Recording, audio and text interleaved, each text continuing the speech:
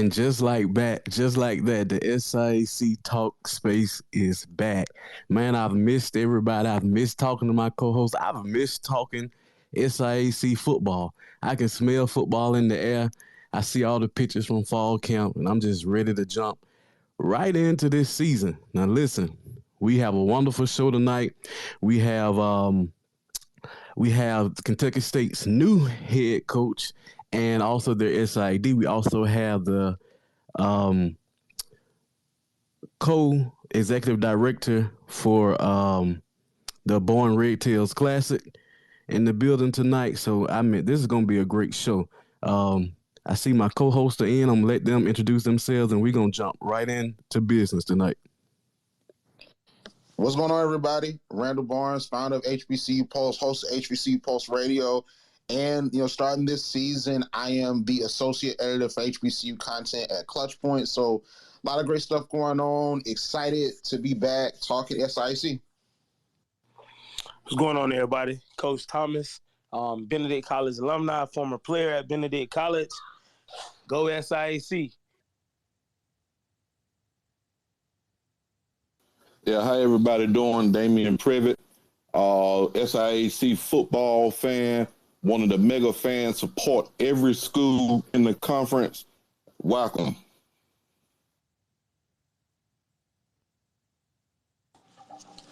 Yeah, what's to do, everybody? It's your boy Kelly Flex. Hope I'm not speaking over nobody, man. I can't hear anything, but it's your boy Kelly Flex, man. I'm on HBC Red Zone. Can't wait to get into this, man. Football season, let's go. Absolutely. So look,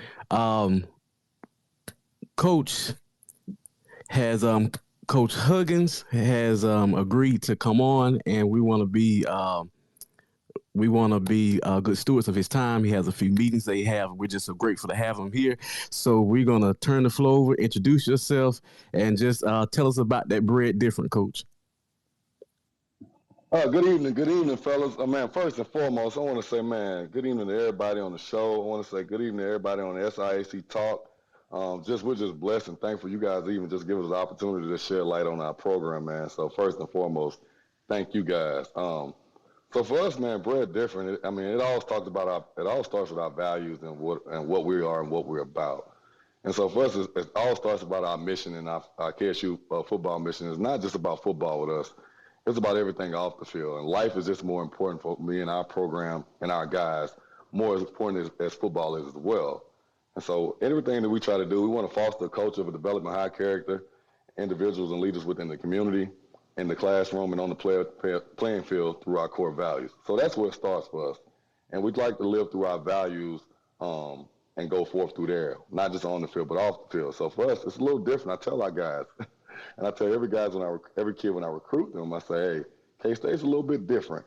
It's not going to be like most schools that you go to. One of the things where I met a lot of alumni when I got here, and they told me, say, K-State is going to make you a man, or it's going to make you a quitter. And so our guys come here, and they come here with a different type of mentality. And that was one of the biggest things I was enamored when I took the job here, is the guys here, they just don't quit. And they're a tough, resilient bunch of kids. The kids that have been here and the kids that we recruit are a bunch of resilient type of kids, and they like myself. They were the underdog. They were looked over, and they didn't get many opportunities. But when they got here, they're going to have a coaching staff that's going to pour into them and love into them, and just get the best out of them and just have fun doing it. And so that's what it is about for us being bred different. Most definitely, Coach. Listen, when I read your opening statement, when they was interviewing you, when you took the job, and you said some guys run from HBCUs, but you felt like you were running to it. It was your calling. I said, okay, I felt like K-State has their guys. Now, on this space, I've talked about Kentucky State a whole lot. Kentucky State is one of the programs that I've watched when they beat Tuskegee a few years ago. It was also that year they knocked off 2 FCS teams. I'm like, Kentucky State, they're on the come up. They had turned some things around. They was a heavily running team, and to be honest with you, you've been around the conference as long as I have. It ain't never been a good easy route to go up to Frankfurt and come back with a win. It ain't something that you go up there and do. Like, you got to go play. So you do have a bunch of resilient bunch of guys, and that. Yeah, they are resilient. I made sure that I highlighted that last season. You know, they were a game away. Had they beat Tuskegee that game, they could have possibly been playing for the SIAC championship last year. And it's, you know, those guys, they didn't quit. You know, it's a couple of guys who was on the team last year that I knew. They just didn't quit, and I think that they should be commended for that. And I tell people who are associated with that program, they should be really proud that that program is still persevering and still pushing forward with those guys. And it's for us, it's the same. Like you said, when I took this job, and I've been wanting to be a head coach my whole life. My family, my dad was a coach, my mom was a coach, my aunt was a coach. My aunt went to Grambling. She's 6'4". She scored 100 points in a game in Grambling back in her day. And so for me, I've been raised around HBCU culture my whole entire life. As a little kid going to Grambling games, watching Coach Eddie Robb, getting a chance to see Steve McNair play and against Alcorn, and him throwing for 300 yards and running for 150. So for me, I mean, it was all about, that's all I wanted to ever do. And so when the opportunity, you know, to become a head coach and trying to get in this business, and you guys already know, to get a head coaching position at our level in college, we don't get many opportunities for guys that look like me. And what I mean by that, the guys are the same color as us. And so for the opportunity to get in this business, and also in our profession, a lot of guys don't want to be at HBCUs. And for me, like I said, a lot of people ran away from this life, but I was trying to run to it, and I was trying my best. And so it was hard to get into this mode and get into this life. You know, so I had to go the long way. And for me, K-State was the same type of kids. They had to be the underdog route. They're the guys that are underlooked. And so we kind of just fit and we mesh. And like I said, God doesn't make mistakes. And God puts you everywhere for a reason. And so for me, this was my calling. This was my path. And I'm excited for this journey that we're about to go on. Coach, can I ask you a question? Go ahead, shoot. What other schools have you been at so far? I mean, this is my first time kind of getting an intro to you. So what other schools have you been to? So I was blessed with the opportunity when I got out of college, you know, have a little career to play in the NFL. So I played 5 years in the NFL, whatever capacity that was. I was in there, and so it's hard. You know, I was never played receiver before in my life. And so after I got out of the NFL, I knew I wanted to go to coaching. Like I said, my dad was a coach. My mom was a coach. So my first job was at a high school. I still actually went back to school to get my degree. A school named Laranja High School in Louisiana.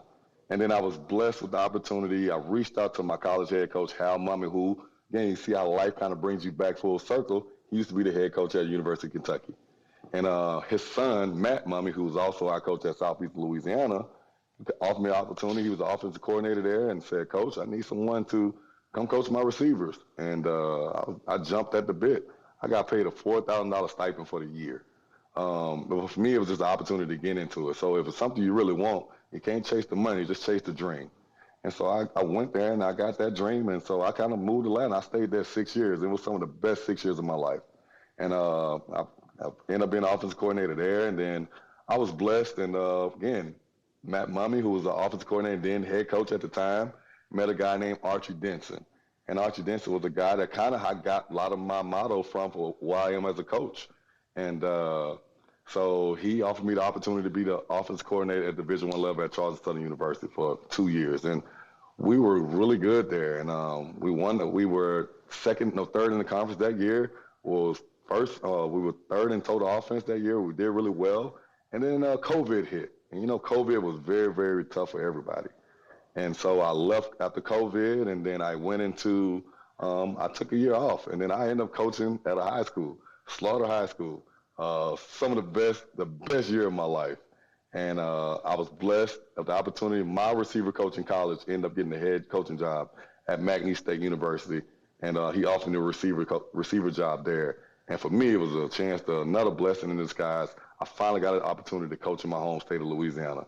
And so going to get to recruit kids, then recruit people from where I was from, and who I knew, and that was a blessing. So I was there for a year, and then the KSU job came open, and I jumped at it, and God blessed me with the opportunity to be there. So that was my journey to get to this point. So, Coach, it sounds like you're gonna be down there recruiting. Talk about some of the places that you've been as far as recruiting. So recruiting, I mean, for me, this is my life. I've been a recruiter my whole life. I was the underdog. So for me, I'm very diligent and I love getting at it and just looking at film. I'm on Twitter all the time. I actually knew about you guys' Twitter page before you guys knew about me because I'm always on Twitter. And so for me, that's where you find the kids at. So for us, when we first got here, I knew the stigma about K-State that they didn't really hit the state. So I was very diligent about me and my staff about getting out there and getting into the state. So when we got here, we got into the Lexington area, going to see Frederick Douglass. I had a relationship with a guy named Craig East, who was probably one of the top receivers here in the Kentucky area back in his day. And so Craig introduced me to some guys, and it kind of went from there. And I ran pretty much everything from 75 all the way to Louisville.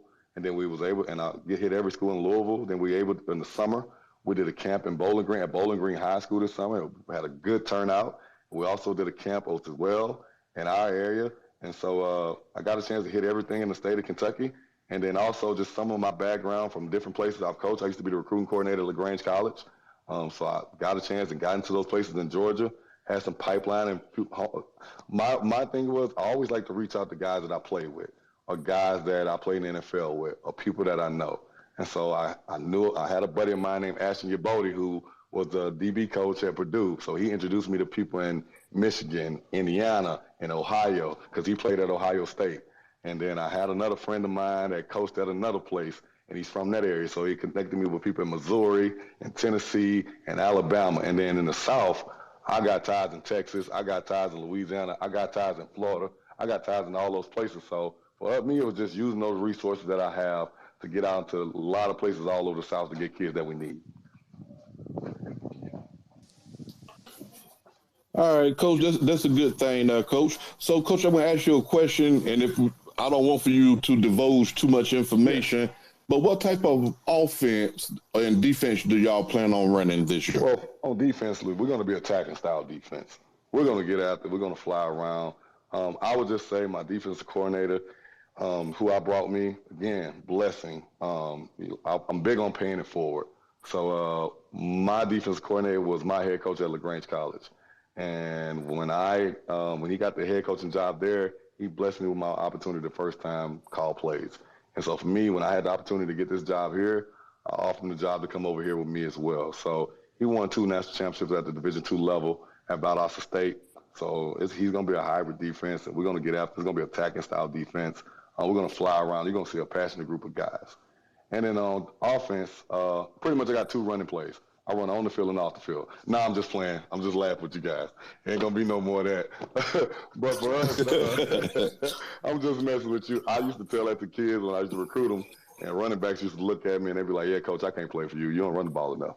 But no, we're gonna be a little bit different. I know we're not going to be triple option no more, but we're going to spread the field. I like to tell guys I want to use all 53.3 yards of the field.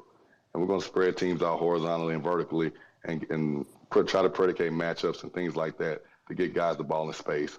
And it's going to be a fun offense. It's going to be a little bit of tempo. Pretty much you got to get you a bottle of water because you're going to be gassed too from watching us. I would just say that much. Yes, sir. I remember you when you was at Charleston Southern. Coach Corn was recruiting my son to come down and play an offensive coordinator, but then play on the offensive line, but then COVID hit. And I also remember Coach Chambers from LaGrange as well. We attended a camp with Coach Chambers, so I know Coach Chambers is real good. But good luck to you, Coach. We'll be following you as the season go along. I appreciate you guys, and I appreciate the support as well. Yeah, Coach, I really wanted to ask about Jimmy Edmonds. Dude, he looks the part at defensive line. What was it like first seeing him, and what do you think his potential is? First and foremost, man, Jimmy Edmonds is just an all-around just great guy. First of all, he got a degree, which for academics for us is important to me. I always tell our guys, football has an expiration date on it, whether they believe it or not. So it's coming at some point for all of us. When for me, it came for me at a certain time when I didn't even know. And so I tell our guys, we got to be able to we have to be able to make sure that we got our best foot forward in the classroom as well. So just in the classroom, Jimmy Edmonds already got a degree. He's graduated. So now he gets to concentrate on this year, just concentrate on ball, try to get his master's, and have an opportunity to go to the NFL. And then from an athletic and just a football standpoint, you got a kid that came in. He was a quarterback in high school down in Louisville. He was 5'11". He had a 4-inch growth spurt. Now he's at 6'5", 285. We actually got a film yesterday. He did an interview with Lexington ABC, and he did a backflip for him. And this is at 6'5", 285. So the kids look different. I actually got a call from multiple scouts over the spring that they want to come down here and look at this kid. And he's different, man. He's a great kid, all-around kid, hard-working, but he's powerful. He's athletic. Probably one of the fastest guys on defense. I always like to tell him, say, he run like a deer. And so that kid right there, man, you don't get a lot of kids that look like him at our level. He looks like the prototypical kid that you see at most G5 schools and some FBS schools. So to have a kid like that in our lineup, it's going to be hard to run against us. Right, I definitely agree with you, Coach. He really looks the part, and you talking about switching up the offense and bringing in a new defense, more attacking style. Offensively, do you feel like you have the quarterback to run a spread type of offense that you want to? Yes, I do. So one of the biggest things when I got here, I knew we were going to have to go find some QBs. And so the good thing about it, life helps you out. And I'm big on recruiting. I'm big on Twitter. So just kind of starting out with a kid I got in that I recruited when I was at McNeese. He's a undersized kid, but he can fly. He runs a 21.6 in the 200 down in Houston. A kid from C.E. King named Denham Johnson. He's going to be special. You guys make sure you watch out for him. So I was recruiting this kid, and his dad used to hit me up on Twitter, and we used to talk a lot. And we actually liked him at McNeese. But, from that standpoint, at that level, it's hard to kind of get people to pull the trigger on a kid like that. Just from a size standpoint, they just don't fit those measurables. But for us, he's very perfect at this level. And so I got him in here. So he's a kid that we're very excited about. And then also I was blessed to fall in my life fall in our lap in our pipeline, a kid named Christian Perez. If you guys know about him, he's from East St. Louis. Coming out of high school, he signed with Louisville, was over there, and then he ended up transferring to SEMO. Started about 8 games over there for them. And then he had an injury, and then he finished out the year there. And so for him, he wanted the opportunity to just play ball and play at the next level and play a lot of ball and play closer to home. And so I was blessed for him when he came here and he watched us practice one day, and he was just excited about our energy and excited about how we go about practice. And he told me, Coach, I'm riding with you. I'm getting a lot of opportunities everywhere else, but Coach, you're the guy I want to ride with. And so for me, when a kid shows me that passion and shows me he has that fight and he wants to go to 110 miles an hour with me, I say, it's a guy for me. So we got a really, really good battle with those two guys. We haven't named the starter yet, but it's going to be exciting. And so I'm excited to name a guy, and both of those guys are going to play at some point. Can't wait to see who you pick, Coach. Yes, sir. Coach, when I hit your SID, Mr. Flowers up first. Mm-hmm. So I said, he's in here. You want to introduce him and bring him up. And let's talk about the program from the standpoint. I know your guys start off with Clark, the first game. And then I think you have back-to-back home games. I think y'all have Tuskegee next, and that's the only time we not gonna be friends. Now we're not friends. We're not friends that week. But I'm rocking with you every other week. Funny before I bring Christian on. So a lot of my friends went to Tuskegee. So one of my teammates in the NFL was one of your alumni, Drayton Florence. And so D-Flow is a brother of mine. He looked out for me a ton when I was when I was in Buffalo. And even when we had the SIAC Media Day, Drayton actually got inducted into the SIAC Hall of Fame that day. And so it was an honor. It was in itself, man. That was my first SIAC Media Day. And then my good brother, Drayton Florence, got inducted into the Hall of Fame there. And so, man, it was just full circle. So for me, I have a lot of friends who went to Tuskegee, from Harry Williams. He played with me in NFL Europe.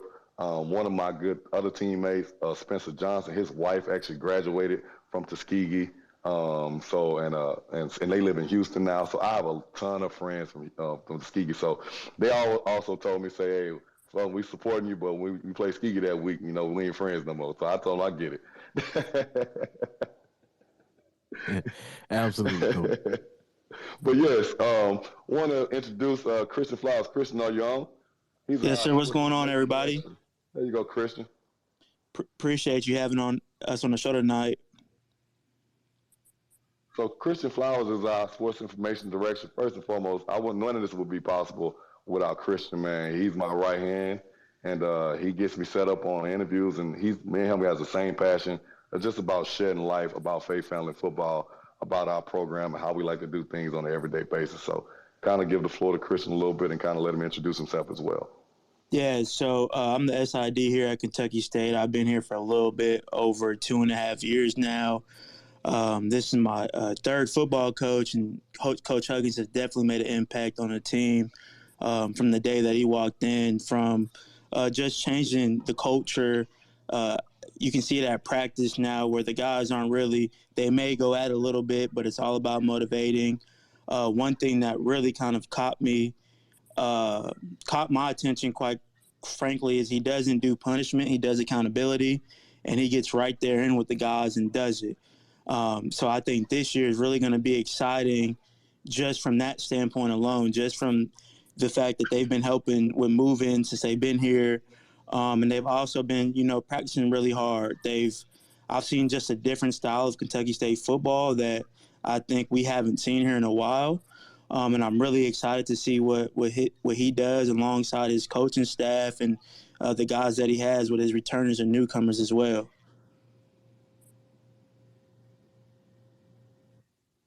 Absolutely. So tell me about some of the I think I've seen more coverage since he came in than I have in a long time, from like newspapers, certain articles. How has he revitalized like the media interest in Kentucky State? I think he's just brought the life back. I think we have a coach here. Paul Hamilton did a great job last year, but we kind of knew that he was serving the interim role. And then, to have a guy like Coach Huggins come in, he's very easy to talk to. He's very easy to let you into the program. He told me from the start practices were open, which I think was a really good idea because that, just increased the attention from that aspect alone. Like, everything kind of wasn't shielded out. I know at this level, a lot of people want to keep things secret until 2 days before the game. But, since he's got here, he's been, completely open doors. Even just from my being an SID, I mean, he's met with me probably more than I've met with a lot of coaches now. And he just takes the time to sit down, talk through things thoroughly, and really gives you information that is, going to shed the best light on the program. It's not perfect, but he's, I think, ingrained in his guys early and his staff is that they're going to do the best they're going to do the best they can do with what they have.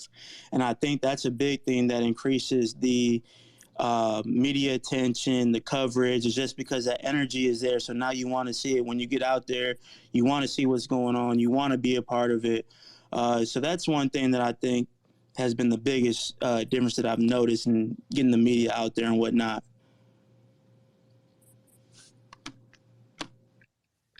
Absolutely. So that Thursday night game, is that game picked up on ESPN or is this going to be covered by you all sports network? So we actually got some exciting news coming pretty soon. I hopefully am going to be able to make that public later this week, but we will not be doing it on our home network. We actually will be partnering with a broadcast company.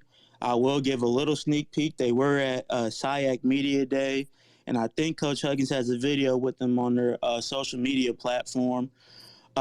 So we will be doing our first two games with Clark Atlanta, and then our Tuskegee game will be on that same network as well. And if we're able to get that partnership going from there, the third game against Fort Valley should be on that network as well. But stay tuned. Follow us on KSUThoroughbreds.com, KYSU Athletics on Facebook, Twitter, and Instagram, so that when we break that news, you guys will be the first to know. All right, y'all heard it here first. Anybody else got anything for Mr. Flowers or Mr. Huggins? Yeah, so even speaking on scheduling, Coach, in the future, are there any schools that you're looking at that you really want to have on this Kentucky State schedule? We're open to playing any and everybody. I would say that much first and foremost. I definitely want to try to increase the publicity, increase the notoriety of our program. So for us, definitely want to try to get some teams more down south, hopefully in some classics. I definitely would love to play a game in my home state against maybe a Southern or a Grambling or Alcorn or any FCS school down that way. So for us, we want to definitely try to and just give those kids experience. One of the things that I thought that was exciting when I played ball was, we got a chance to play at Troy Stadium, or we got an opportunity to play in, in the Superdome. Like when I was young coming up, the Bayou Classic was a thing, and it is still a thing. And so giving our guys the opportunity to play in those classics, that's me and my athletic director and our president, Dr. Capo. We're definitely trying to get set up for next year to get our guys some more classics and things like that. So it's an exciting time for us. And again, we're not backing down from anybody. That's why our motto is bred different. And everything that we try to do is within closing the gap. And so, if anybody's open to playing us, we'll come to you. We don't matter. We just want the opportunity to get out on the field. That's what we're always thankful for. And because at the end of the day, we know football is not forever. And so we're just thankful for each and every opportunity we have a chance to sit out on the field. And like I said, you're going to see a passionate group of guys that puts faith, family, football, and having fun first. Right. Yeah, I think matchups make everything when it comes to football. Another question even coming from there is about a possible Week 0 matchup. So this past summer, Benedict and Fayetteville State petitioned to get a Week 0 matchup going between the CIAA and the SIAC. How do you guys feel, Coach Huggins and Christian? How do you guys feel about that? Well, I'll go first. I just got off the phone with our SIAC, our commissioner, with Coach Teddy Keaton. He's our lead in SIAC, and that's something that we're really, really pushing for. And just first and foremost, not just from just getting an extra game, but just from a health and safety standpoint. And at our level, we play 10 straight games, and so that is tough on a group of kids that we don't get off season in D2. You don't necessarily get all the off-season time like the bigger schools get in the D1s and the FCF level and the FBS level. So just opportunities just from a health and safety standpoint and protecting our young kids. A Week 0 game will be so beneficial for us first and foremost. And then also just an opportunity to get out on the field earlier and maybe get another game that could probably benefit all our kids from a resource standpoint, all our schools from a resource standpoint. So I'm definitely in favor for a Week 0 week, and I'm definitely supporting Coach Barry and every coach in the SIAC conference to try to get that done. And hopefully, with push from, fans like you all and groups like that we can get that done. It'll help all of the SIAC and help out every conference, not just ours, but everybody else in our conference as well. And I can go ahead and add to that. I think my first year when we got here in 2021, I believe we had a Week 0 game against Central State, the HBCU Classic for Columbus. And just getting that taste early in the year, our rival, we played at the Shoe at Ohio State. It was special. It was, I think, like Coach Huggins was saying, it was an experience that I think everybody from the student athletes to the staff to the spectators will ever cherish with them playing in a venue of that size, playing in a venue of that magnitude, and also kind of kicking things off for Division II football. So I'm always here for those Week 0 games. I'm always here. I think, like Coach was saying, the earlier we get a start, the better it is on player safety and stuff like that. So I'm always here for Week 0 games, no matter who's playing. I think it'll be good for our conference, and I think it's good across the board. Yeah, I second that. With at Kentucky State with Coach Huggins, I think y'all will have a naturally built rival with Bluefield State, which is right next door. Yes. To have a CIAA SIAC challenge every year. So we're gonna try to make it happen. Yes, and I actually one of my good friends, Rashad Austin, he's the offensive coordinator there. And funny you say Bluefield State. We had the NCAA rules convention in Indianapolis in May, and I got a chance to sit down and talk with the athletic director from Bluefield State, and we actually was talking about that exact same thing, about maybe getting a classic or SIAC versus CIAA home opener. And I know we already do that already in Canton with the SIAC and CIAA Camp Classic. I think this year it's Morehouse and Virginia State, Virginia Union. But to be able to get a week zero, it's Union. Virginia Union. So to be able to get a week zero game, and it just brings notoriety to both conferences, and it'll help and build support and build attention to both programs and both conferences. And so that's something. Hopefully, like I say, we can continue trying to push the NCAA to help us with that. And again, it's just be an exciting time for everybody, for fans, for players, for communities, and for programs. And so again, if that's something we can try to get done, we're gonna put our heads together and try to figure out a way to get it going for everybody. Well, Coach, before we let you get out of here, because I know you're a busy man this time of year, I just want to say it's no secret about the perception of the conference when it comes to out-of-conference competition. When I look at your schedule, y'all have Grand Valley State, and so when it comes down to not backing down, listen. I'm praying I want y'all to beat Grand Valley State. When I tell y'all will not have a bigger fan than me, okay, on that week that y'all play Grand Valley. And I mean, I really appreciate that matchup, Yes. you know, that you all not running from competition no matter who they are. So definitely room for you all through the season. And if you want to, you know, give closing remarks, just let us know what to look for, tell the people how to follow you. And how they can support what y'all doing up there in Kentucky. What kind of? Hey, Coach, real quick, Coach, before you go, hey, can you go through your coaching staff and the people that you hired? I mean, that's something I feel like we missed out on. I know you talked about your DC and OC, but can you talk about your O-line, defensive line coaches, guys like that? Yes, so my defensive coordinator, again, I kind of go down from the beginning. My defensive coordinator is Earl Chambers, again, a wealth of knowledge. Played at University of Georgia. Was a Division II defensive coordinator, national champion at Valdosta State, so I'm blessed to have him. And then after him, I have Jerome Costner. He's a K-State alum from the area, so I have a vast resource of guys. He'll be coaching doing my running backs and do my football operations. After that, I have Coach Roy Walker. He's from Macon County, Georgia, played at the University of Clemson. So I was blessed to have him. I kept him on staff as well. After that, I have Craig Foley. He's our defensive back coach. Again, a high school legend in the state of Kentucky. So, again, when I want to get any kid in the state of Kentucky, all I do is tell Coach Foley, you know this coach? Yeah, Coach, I'll call you real quick. I'll get the information for you. And so that's been a blessing for us to be able to get in the state and change the narrative of, hey, K-State didn't get out. K-State didn't get out. Oh, no, we gets out. We got people that know the people to get out there to get them. And then after that, I got another K-State alum, Coach Demetri Russian. He works with our linebackers. Again, he helps do our academic, he's our academic liaison for our kids. He's actually Dr. Coach Demetri Russian. So again, I like to show our kids that you not only can be great on the field, but also you can be great in the classroom. And after that, I was able to hire a kid that actually just played this past year. He's about to come on. His name is Levon Kirkland. Again, very, very great, humble kid. And so he's he rounds out our coaching staff. And I'm just blessed to have him. And he'll be working on both sides of the ball. But he's just a passionate kid. And a kid I just wanted to give opportunity to. He's from Lakeland, Florida. And anybody know about Lakeland? It's a talented area, but it's a tough area to come up out of. And he got a degree. Polk County. Yes, sir. Yes, sir. You already know.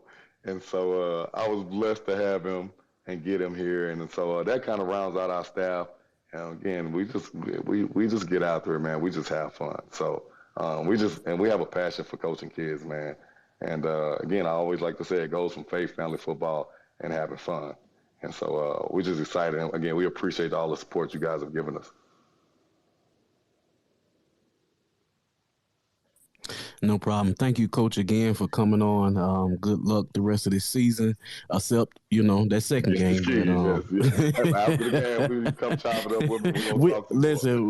We're gonna be right back at it. Sir. I really appreciate this time, and I'm looking forward to great things. I like the direction that the conference is going. I like the energy that you're bringing to the conference, and it's up from here. If you ask me. No, most definitely. Before I go, and again, I just want to say, man, first and foremost, thank you guys for just giving us the opportunity to just talk about our program and just talk about our kids. Again, our kids, we have a great group of guys, and we're appreciative of any and every opportunity that anybody wants to come talk with us. We're open. Our practices are open, so you're more than welcome to come by and watch us play. And any support you want to give for us, just come out and watch our kids play. Again, for us, it's about family. Forgetting about me, I love you. Being other-centered about the things that we do within the community, within on campus, and within the world, man. And so for us, it's not about us. It's about everyone else. And we want to serve each other. And so we want to just say thank you guys for just giving us this opportunity. No problem. If I could do the hand clapping sound, I would do the hand clapping sound. Thank you for coming on. Thank you. All right, so let's reset. You're on with SIAC Talk. We're back. This is our first episode of the season. Just so happy to be back. It's football time. We can smell it in the air. And next up on the docket, we switch over to the Red Tails Classic. We have co-executive director of the Classic, Mr. Clay Norrell, is here, and we just welcome you to the show. Hey guys, how y'all doing?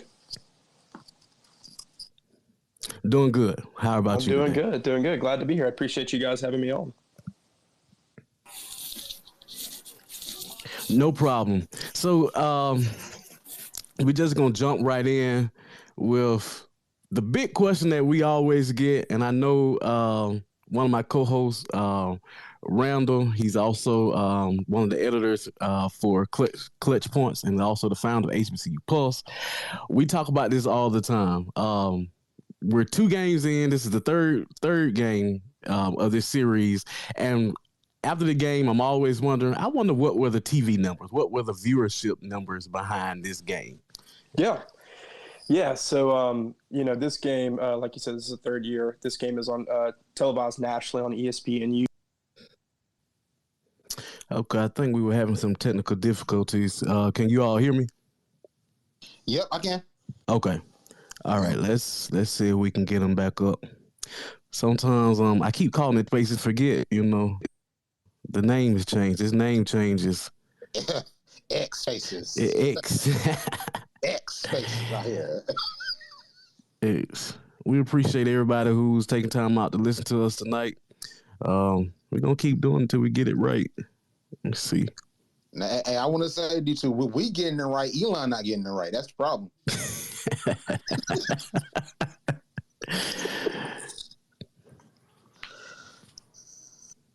Okay. I just sent the invitation to him, so see if we can get him back on. But yeah, man, I really enjoyed Coach Huggins and like Huggins, and I'm expecting big things for Kentucky State. He got me to be a believer on a few times I've heard him speak. Yeah, his passion is evident, and he wants to be there. So that's the big thing. When you get somebody who wants to be there, then then everything else will fall into place. Right, and I think there's really something about like a coach, like a motivating coach. Like I think we got a lot of great coaches in this conference, and like just how he speaks and the principles that he stands on. Like I'm really gonna be looking at Kentucky State to see what they're doing, because I just really like what I heard with this interview, man. Absolutely. So we got Mr. Norrell back. Yeah, sorry about that. Can y'all hear me? Yes, we can hear you now. So we was going right at the viewership numbers for the Classic. Yeah. So what was the last thing that y'all heard? I think I heard it was televised nationally on ESPNU. Then from that point, it went out. Okay. All right. Let me. Sorry about that. Let me go through again.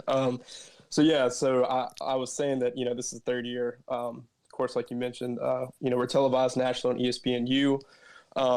That is a much smaller audience. ESPNU is carried in less households nationally than, of course, your ESPN, ESPN2. So the TV number, we've hovered right around that 100,000 mark, which is important to us. But what's even more important to us has been the in-stadium in-crowd attendance the past couple years, which has been tremendous. When you look at, I was looking at some numbers today, believe from the SIAC in the 2018 season pre-COVID, The average Division II HBCU football game is right around that 6,000 mark. In the last 2 years, we've averaged right around, we've had anywhere between 12 to 14,000 fans, which is just incredible. And last year, I believe we almost had a rain out last year. So to have that many people show up, Tuskegee has done a great job. A lot of Tuskegee alumni, a lot of Tuskegee fans in the Montgomery area. And Fort Valley State has done a great job bringing fans over the past couple of years as well. So that's, like I said, the TV number is important to us, but that in-stadium, that attendance number is even more important to us because, it means a lot to the city of Montgomery, to the river region, brings a great impact to our local economy, and then just, to the local game as well. So that means a lot to us. And like I said, even more than the TV number does. So really quickly, I want to ask this. I'm a Fort Valley State University alum, and I wanted to ask. I know that the TV number is not really as important as that in-stadium number because the in-stadium experience is really important. Yeah. But that 100,000 number, is that like on average for the past 3 classics, or is it just like, for each classic it's hit about that number? So that's on average for the past 2 classics that we've had, which again, with ESPNU being a much smaller carried channel than ESPN or ESPN2, ESPN and the Walt Disney Company have been pleased with that number. And then, they've been like I said, even more pleased with the in-stadium crowd. But yeah, that's kind of been the average the past couple of years. Okay. I know when we talked earlier, I was telling you that I think what's going to even help the numbers this year is that the conference has gone away from division. So of course, Tuskegee and Fort Valley were on opposite divisions. Yeah. We were West, they were East. Now every game is almost like a championship game. And when you look at where Fort Valley is on the predicted the finish list, this game has championship implications right off the rip. So the buzz around this game is big on both sides. I just been gauging, so I'm looking for that number to be upwards to the 15,000 this year. And I really like the conference, like the classic. So if you could just kind of walk us through, like, how did this game come to be? We all understand kind of how Tuskegee got in, but I was kind of, when I saw Fort Valley, I was like, was it just something matchup, through the conference, or was it you guys actually reached out to Fort Valley to bring them on for this game? Yeah, absolutely. So I'll kind of, run you guys through a quick history. So when Mayor Stephen Reed, the mayor of the city of Montgomery, was elected and first in office back in, I believe, 2019, pre-COVID, our executive director, Johnny Williams, went and met with him, and Mayor Reed was like, Johnny, we need a classic for the city of Montgomery. Birmingham's got one. A lot of other cities have got classics. We need a classic here in Montgomery. And so Johnny, our executive director, went and met with then coach and athletic director Willie Slater over at Tuskegee. Coach Slater and Johnny were great friends. They coached together at Troy State University back in the day. And so, they're talking about this idea. They're kind of, seeing what the possibilities are for the future. And Coach Slater, really bought into it and was like, Johnny, I've already got a name for the classic. And he pointed to a Red Tails movie poster that he had on his wall. And Johnny was like, man, I think you've got, I think you're onto something, calling it the Red Tails Classic. So Johnny brought that idea to some of our upper management at ESPN, and they were all over it. They thought it was an unbelievable idea, then going to the Disney company, they thought it was incredible, and they jumped on it immediately. So we kind of treated, of course, with the Red Tails and Tuskegee, the main point for us is to honor the legacy, the incredible legacy of the Tuskegee Airmen, and the honor and bravery and courage that they displayed in World War II and what they did for us fighting for our country in World War II. And then on top of that is really highlighting these Division II HBCUs. They don't get a lot of love or don't get as much love as they deserve compared to your Alabama State, your A&M, of course, Jackson State. Deion's been there the past few years, so they got, a tremendous amount of eyeballs on them. And the Division II HBCUs really deserve that as well. They deserve the financial help, some of the game guarantee money from ESPN, and then of course, playing on national television is just something you can't match anywhere. So that was those 2 points were incredibly important for us and for the Disney company and for ESPN to highlight that. So with it being the Red Tails Classic and the Tuskegee Airmen, we treat it sort of as Tuskegee's home game. And they have brought in Fort Valley State to play the past couple of years, and of course this year again as well. And they're looking for different opponents over the next few years. Hopefully the Classic continues, which knock on wood. Can't divulge too much information. I know that was one of your questions, but we've definitely got some good things coming down the pipeline. So absolutely. So when you talk about, I don't know if you can disclose this information either. When you talk about like the guarantees, how are those guarantees? Are they broken down? Each school gets a portion every year, or is it just whichever school is the home team for that year? Yeah, so I'll kind of give you guys some background information. I'll keep some of the specific financial information out of it. Like I said, one of the big things is helping out Division II HBCUs. So we have a direct contract with Tuskegee. So Tuskegee, sort of as the home team, does get that game guarantee, and then whoever they bring in isn't really paid a guarantee, but we do want to help them out. Making sure that they can come to Montgomery, and we give them free tickets, comp tickets. We do buy some of their hotel rooms for their players and stuff like that. So that's some of the things into the inner workings a little bit that not divulging or sharing too much. So appreciate that. So this season, this 2023 season, what can we expect from the Red Tails Classic? Anything that you're adding to it? Any more fan engagement that's coming along with it this season? Yeah, absolutely. So one of the big things that we've met with the city on this year is really increasing the fan experience here at Crampton Bowl. So for those of you that don't know, probably for a lot of people that don't know, Crampton Bowl this year is 101 years old. It started out as a baseball stadium and had the Yankees play some exhibition games back in the 20s and 30s. So Crampton really has an incredible history, older than Fenway Park, older than Legion Field, or older than Bryant-Denny in Tuscaloosa. So it was very important for us to really highlight that fan experience, because coming to a 100-year-old stadium, that's going to be difficult to get. It's not one of the brand new stadiums. It's not, you're not getting really nice seats. It is what it is. So this year we have brand new turf that just went down a few weeks ago. So that's going to be great for the players. It's probably going to be, it's going to be hot. I'm not going to lie. It's September in Alabama. At least it's a 6:00 kick. So we've got brand new PA system this year.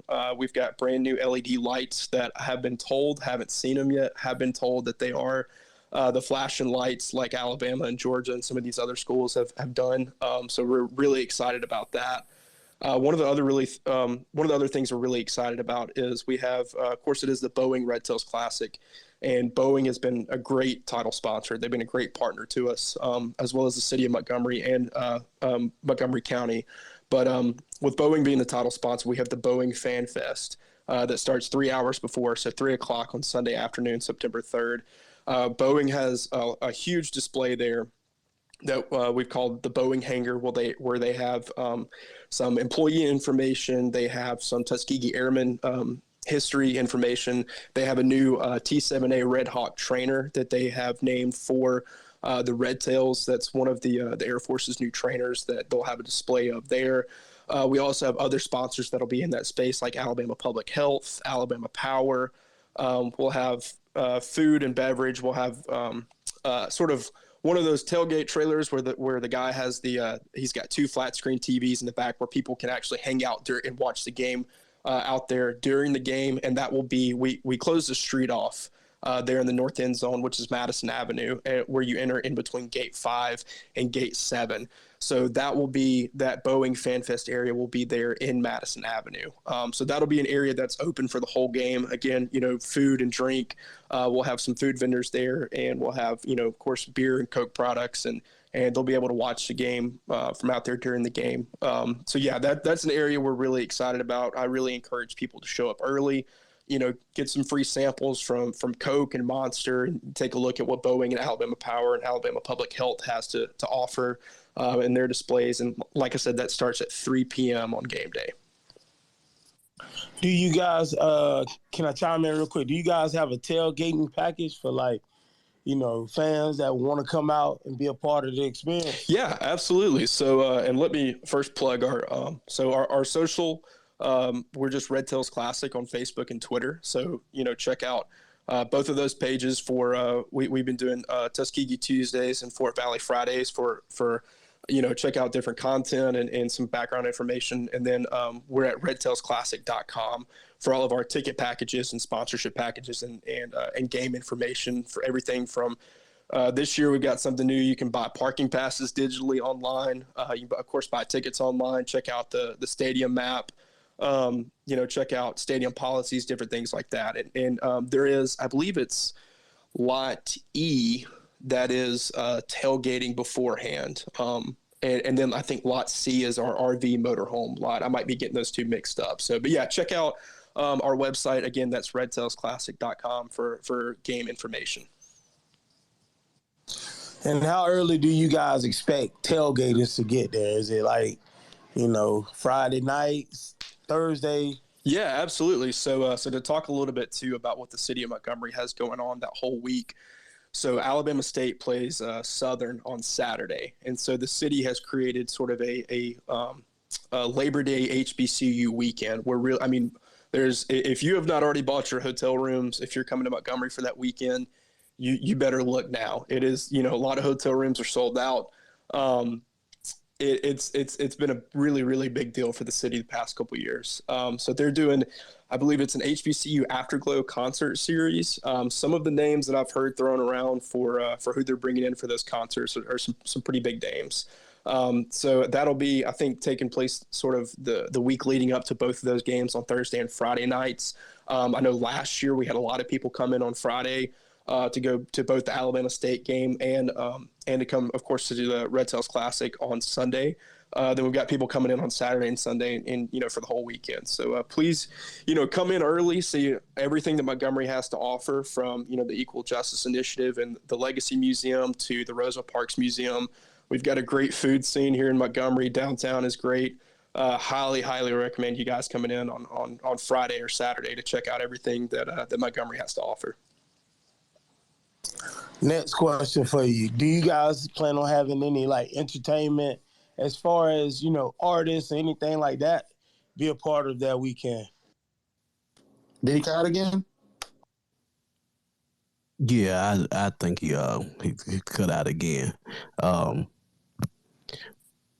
Yeah, he cut out. But listen, wow, really wow. It's some little trash talking going down in the comments. I see it. It's a little trash talk. Yeah. No, there ain't no truth to that now. How you feel about that? We ain't gonna jump in. Ain't no truth to that now. Wait a minute now. Now listen, we gonna keep it nice in front of company, but we gonna deal with that in a minute. Listen, this is Fort Valley Classic now. Yeah, man. It seems like you back. You back, Boeing? I'm back. I don't know why. Sometimes if I talk for too long, y'all go out. I don't know what it is. So, but yeah, I'm back. I'm here. Yeah. Okay. No, I was asking, was there going to be any entertainment outside of the classic, maybe an artist or anything like that, going to be a part of this weekend? Yeah. So the city of Montgomery is sponsoring that concert series that I mentioned. Like I said, I think maybe that's going on Friday night, which would be September 1st. For us, we're not having any kind of entertainment or artists there on game day. It's a big thing for us. The big thing, part of the classic atmosphere is the bands. So that's important for us to really lean into for the artists and for the entertainment. That's our artists. So pregame, of course, a halftime show. Both bands will be there. Both bands will play. And like I said, to really add to that classic atmosphere, that's important for us. And so both bands will be there and having it. Talk about the battles of the band. Will y'all have that a part of the weekend? We won't. As of right now, there's nothing planned. That's something we've really looked at over the past couple years to have, sometime pregame during that afternoon. I'll be honest with you guys. We're a very small staff. We're a staff of, including myself, 4 full-time people. So we are doing everything we can to make sure, number one, that the student athlete experience is top notch, and then number 2, the fan experience is top notch. So we are doing everything we can. That's something we definitely looked at and definitely are going to take a look at for the future. Because I think that would be incredible to have, out in the tailgate space or in that Boeing Fan Fest area that I mentioned earlier. Yeah, and you guys are doing, a great job. I've been there both seasons, like you said, last year, that rain out. One of the things I want to thank you all for doing that first year, the bands were on opposite sides. And then the next year, y'all put them right in front of each other. So if anybody know kind of like the culture that surrounds HBCU football, when you put the bands right in front, it kind of creates that whole band battle atmosphere there. So I really appreciate you all making that adjustment going into there. But I'm about to put you on the spot now. I didn't put this question to you because this is my put you on the spot. All right, let's hear it. Who are you rolling with in Game 3? Fort Valley or Ski? All right, listen. Here we go. Look, Here we go. Look, you can't be doing that, man. Look. I mean, I gotta lean towards Tuskegee a little bit. It's a local game. We've got, man, I really got to know, the athletic director, Reginald Ruffin, and then Coach James over at Tuskegee. They're doing a great job over there. That program is great. But Coach Gibbs at Fort Valley, listen, I said I'm leaning to Tuskegee. Now, Fort Valley stuck it to them the past 2 years, too, especially they blanked them in year 1, too. All right, so. Here we go. Don't get them started. Scoreless in year 1, you get down to the goal line and then fumble, and then that was it. So, look, I mean, so that's what. Look, but I'm happy. Like I said, I'm happy for both teams. But I do.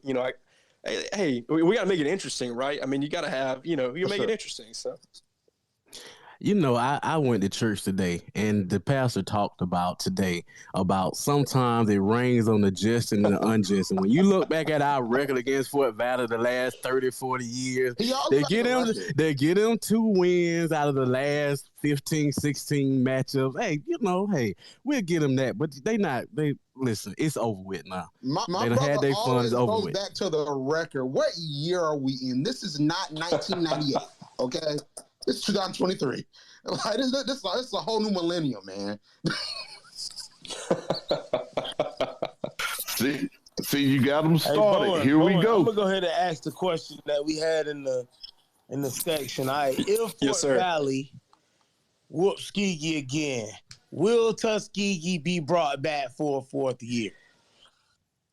Look, I can neither confirm nor deny. Okay, I'm pleading the 5th on every question from here on out. Plead the 5th, right? So I can't answer. Plead that. the 5th. I plead the 5th. So at this point, we're playing for the SIC championship and the classic. All right, what's up? For all the marbles, put it all in. We're not gonna get you caught up in this in their fallacy of what's gonna happen down in Montgomery. We just appreciate your time for coming on, talking with us about the classic. And we look forward to talking to you next year about the same classic and after a Tuskegee beatdown of these Fort Valley Wildcats. But if you can, give your last little spiel how they can follow you. I know you said on Facebook and Twitter, and just plug the classic. Yeah, absolutely. Thank you guys for having me on. I really appreciate it. Thank you guys for everything you do for the HBCU. I think we lost my guy again. I'm telling you why we lost him this time. We lost him this time because he was spitting alternative facts with who he was leaning for in the game. That's why we lost him this time. Okay. I'm just gonna be I'm gonna walk a real thin line because I see Coach Williams in here, so I'm gonna be quiet because he's always lurking. When I say something, he's always lurking. So I don't want to get him, because. And listen, we on the same side, D2, because you just be on Twitter just going in where you want to go in. I'm just playing, man. We on the same team, okay? Well, listen, you'll be like, listen, in 1935, period. History repeats.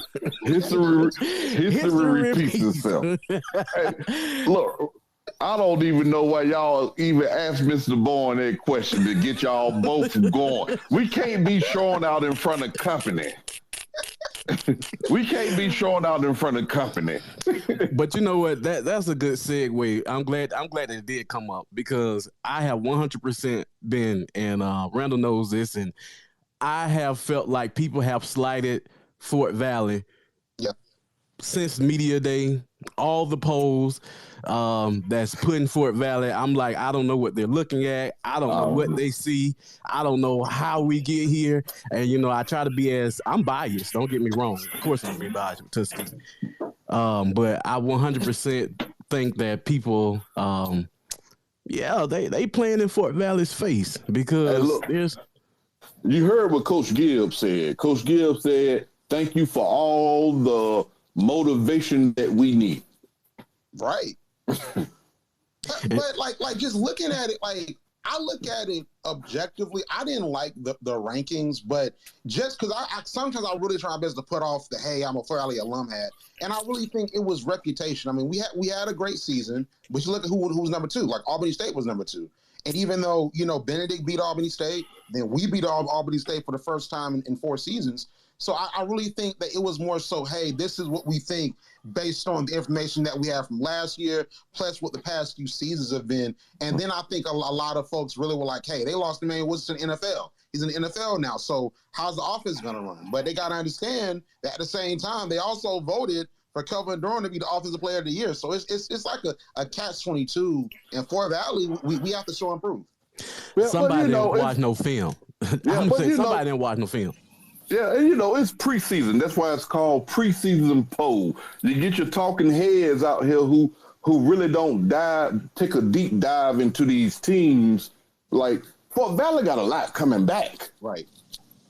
I mean, a lot. That defense is top notch. And you got Durham at the controls. I mean, woo. Hey, guys, I'm going to just say this. I think we sleeping on Kentucky State. I think Kentucky State, I know it's no more East-West, but Kentucky State finna rise. Oh, yeah, and I put that in. I put it in the chart.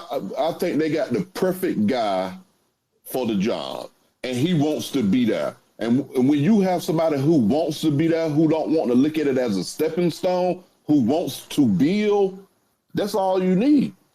You have to have a coach who believes in what he's trying to do, not looking at, well, if I come out and win 5 games this year, then next year I'm going to just go to something bigger and better.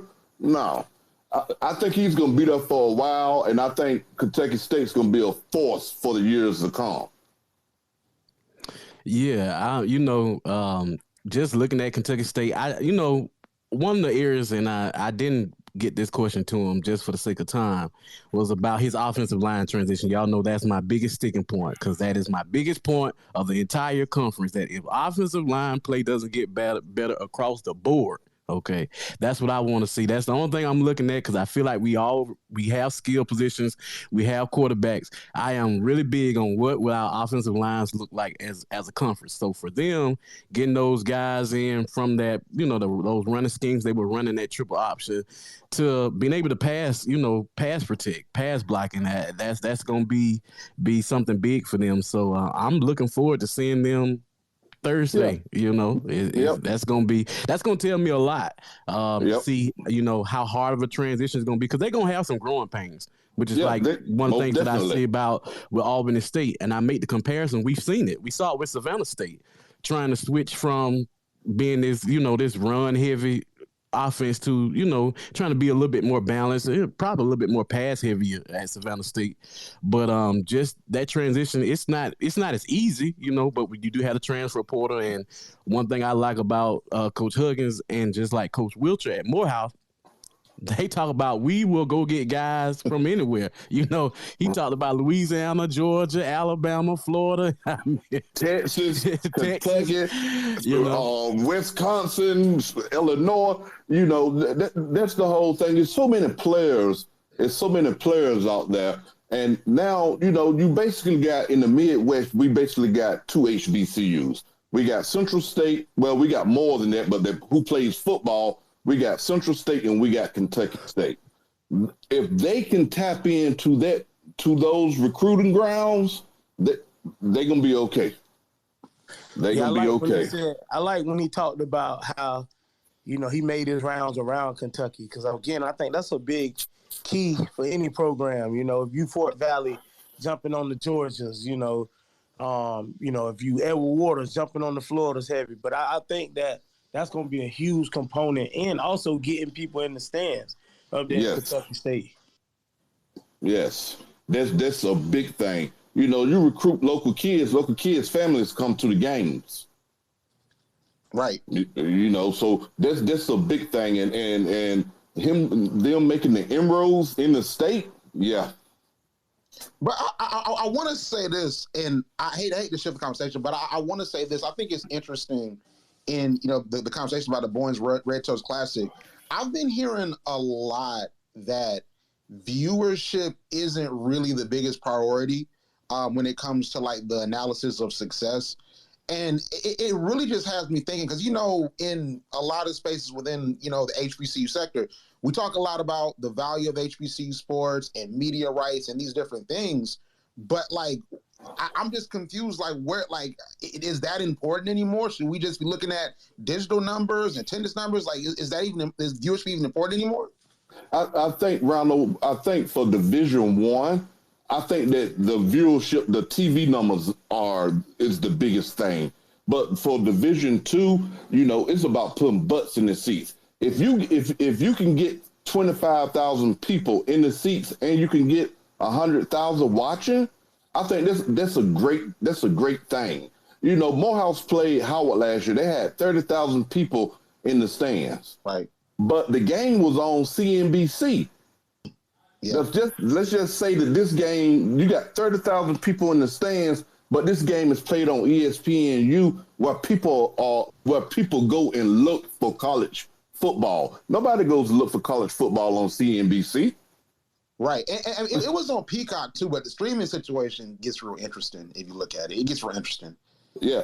And the way that the media rights is going right now, in my opinion, the streaming numbers is going to be what drives. Is going to kind of be what drives everything. Right. You know, this in the pipeline coming down the pipe. It's going to be about streaming numbers. You know, and not to change the conversation. It's just like the Pac-12. You know, they couldn't get a media deal, so they folded. But Apple is looking for somebody. That's who that media deal was going to be with, Apple. So Apple is looking for somebody to be on their station, to be on their platform. You know, so should our leaders of each HBCU conference reach out to Apple? No, not at all. Because I'll tell you the reason why. Because like the whole entire allure of like college sports, really sports in general, on broadcast, when broadcast TV was king, is that you can reach people and they don't have to pay a subscription fee. Like, it's already on their TV, Channel 2. You can watch Fox, Channel 5. You can watch ABC. Now you're subscribing to all these streaming services, because most likely if any college conference goes to Apple, you're going to have to pay for Apple TV Plus. So now that's a digital streaming service you have to add on. Now it's like, okay, do I want to keep Apple TV Plus? Because I want to watch ESPN Plus, because that's where, you know, the other SWAC and the MEAC is, but the SIAC is on Apple TV Plus. So, like, that's the reason why the Pac-12 didn't really rock with Apple, because they wanted to make sure that their games was going to be seen, you know? Yep. And I understand that as well. You know, so it's kind of like a catch-22, if you understand what I'm saying. Yeah. So it's like it's damn if you do, damn if you don't thing. Yeah. You know what I mean? So my thing is, you know, Hell, I might just come to the game just to put my butt in the seat. You know what I mean? Montgomery's not far from me. You know, just to put my butt in the seat. So I'm probably gonna see D2 at the game. Oh, yeah, he's That's an interesting matchup though to start the season. It is. I feel like the Red Tails Classic or the Boeing Red Tails Classic is like the SIC's version of the Orange Blossom Classic, because I feel like that's going to determine a lot of like who's going to be the team that faces Benedict, because Benedict's making it back. So it's like, okay, is it Tuskegee? Is it Fort Valley? Is it Albany? That's really the question. Now, I ain't gonna co-sign that Randall. I ain't gonna co-sign that from nothing else.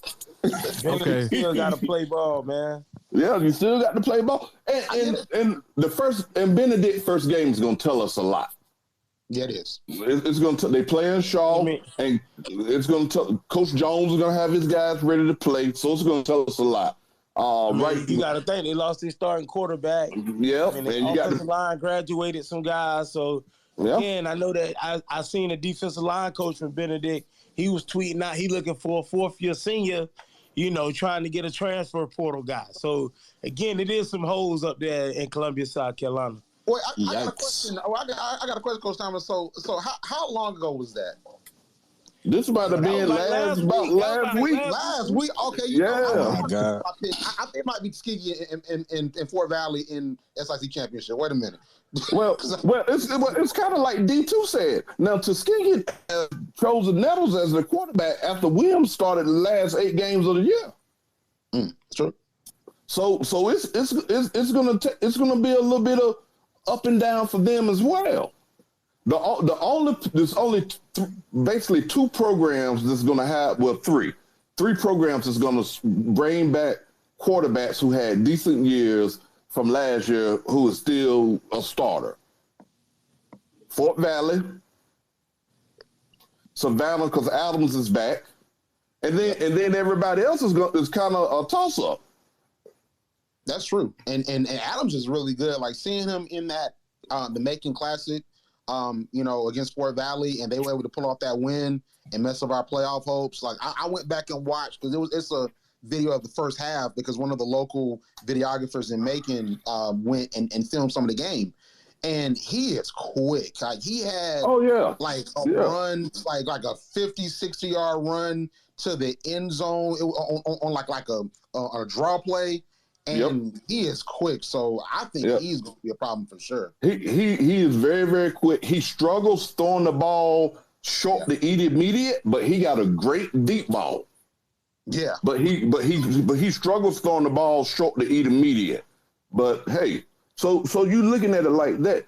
You know, we've seen the polls and we talk all the time. So you know. It's going to be a dogfight. It's going to be a dogfight week in and week out. Yeah, until we get to week 11. I think right now Benedict is the front runner. Obviously, you see what they got coming back. Yes, Danellis, you know, being the, you know, conference player of the year last year, defensive conference player of the year. I think, but the biggest thing I think is going to be the determining factor is, you know, that quarterback battle. You know, that's up in the air for Benedict. So again. You know, Benedict, they gonna have a lot of question marks going into their first game. It's not like it's gonna be cookie cutter for them. So let me ask this then. So like I'm gonna use a basketball reference. So in the 2015-2016 season, you know, Golden State. I think it's 2016. Yeah, it was 2015-2016. Golden State wins 73 games. They run through everyone. It seems as if no one can really figure them out, and then Cleveland figured them out. The next year, it seemed like the teams in the NBA really started to understand, okay, this is what we do to defend stuff. This is what we do to stop them. So, like, do y'all think that, like, Benedict had a magical season where they ran through everyone, played phenomenal defense, had a great run game, and people just couldn't figure them out? But now after a year, you see who's left, and you have a chance to look at how they ran their offense and their defense. Do you think that now Fort Valley, Albany, Morehouse, do you think they're going to be able to now figure Benedict out a little bit more? Well, it's not so much about figuring them out. It's about making sure that you get the right players, because you have to be able to match up. You have to be able to match up with Benedict with what they had. Now, it's going to be an adjustment period between Foster starting or McCoy starting for them. So, it's going to be like going back to your reference, everybody has to get better. Every other school has to get better. Week in and week out, week in, week out. Now, Benedict, last year, Benedict really didn't have a game that they was really challenged. I think Miles challenged them the most. Well, you don't think that the Albany State game towards the end, maybe? Yeah, no, that Albany State game was definitely a good game for them. I think, me personally, again, they got a lot of holes that they're going to have to fill. Again, we don't know how big or how small those holes are going to be, but I think that, again, they had a ton of talent last season, and, just trying to get those type of people back, in the transfer portal and trying to bring in high school recruits, that's going to be tough to do. So they're definitely, week one is definitely going to be interesting for them, for sure. Yeah. So I'm gonna say this about Benedict. Well, back to the point about will they run through the conference. I'm gonna say no, and the reason why I'm gonna say no is because we have a clear view. It's, to me, in my honest opinion, Wingate was not as talented as Benedict. Okay. No. Benedict had way more talent than Wingate, but when you look at how they attacked Benedict, you see that now. We had not seen a team be able, and it goes to someone with a talent level, because like Miles, if Miles had an offense in a sense, that would have been like their most challenged game. Because when you get Luberton, we talk a lot about Luberton, but we forget about Hannibal, because that was a two-head monster. Like, because you focus in on Luberton, you got Hannibal. So you see Wingate come back. Wingate comes in with that two tight end set, run that tight end from that sniffer position.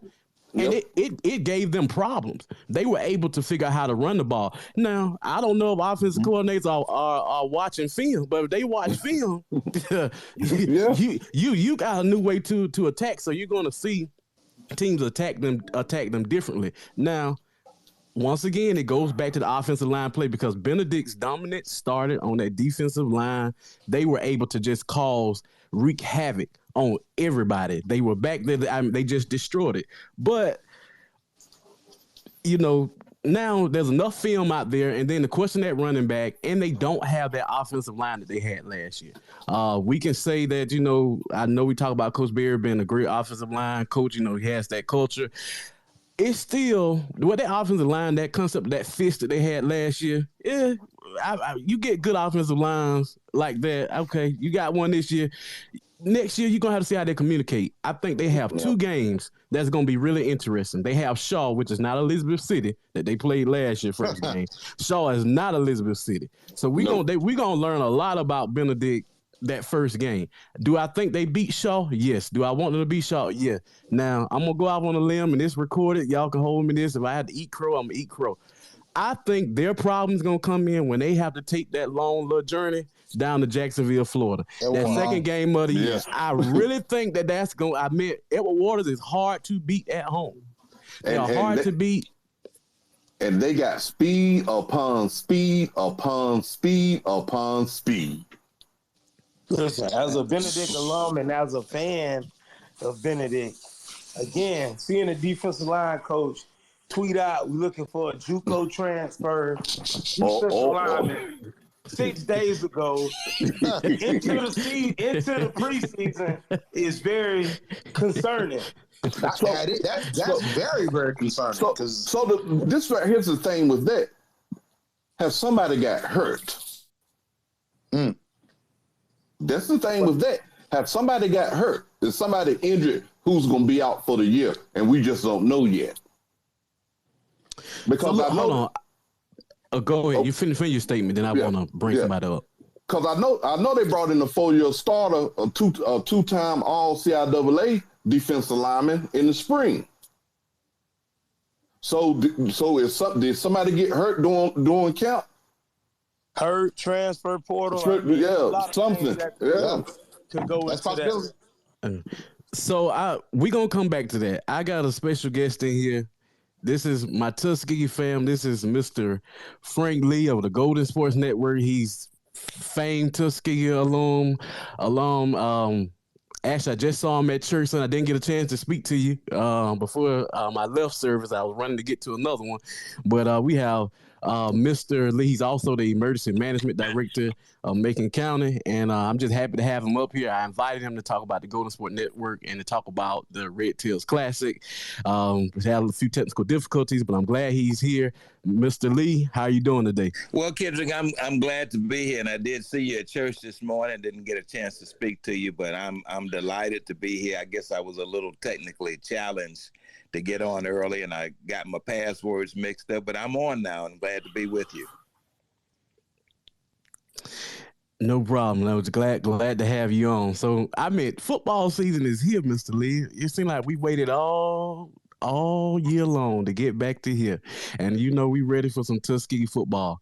We had the co-executive director of the Red Tails Classic. He talked about game 3, talked about some of the numbers and about the attendance and how that has all taken place. Will y'all be broadcasting from the Classic this year? We will. We have a brand new production company, and we're excited about it. We will be broadcasting audio. The ESPN rights to the game does not allow us to do video, but we will be broadcasting the audio on the Tuskegee Golden Tiger Network. Absolutely. So do y'all do all the games or just certain games, or do you all cover the whole season? No, Kenny, we're going to be doing all the games. Basically, when the games are on ESPN, we are prohibited from doing them on video or actually on television, but we will be doing all the games on audio this year. Okay. Good. Before you came up, I was being bullied by these Fort Valley believers in here. So it's good to see another, they are celebratory because they finally got 2 wins in the last 30, 40 years, however long it's been since we've been beating up on them. And so I told them that, we learned in church, today that how we supposed to support and help others. So I told them these last 2 wins, we gave them to them to help them and, support their program. Good to see them turn it around, but that all stops this year. But see, but here's the thing.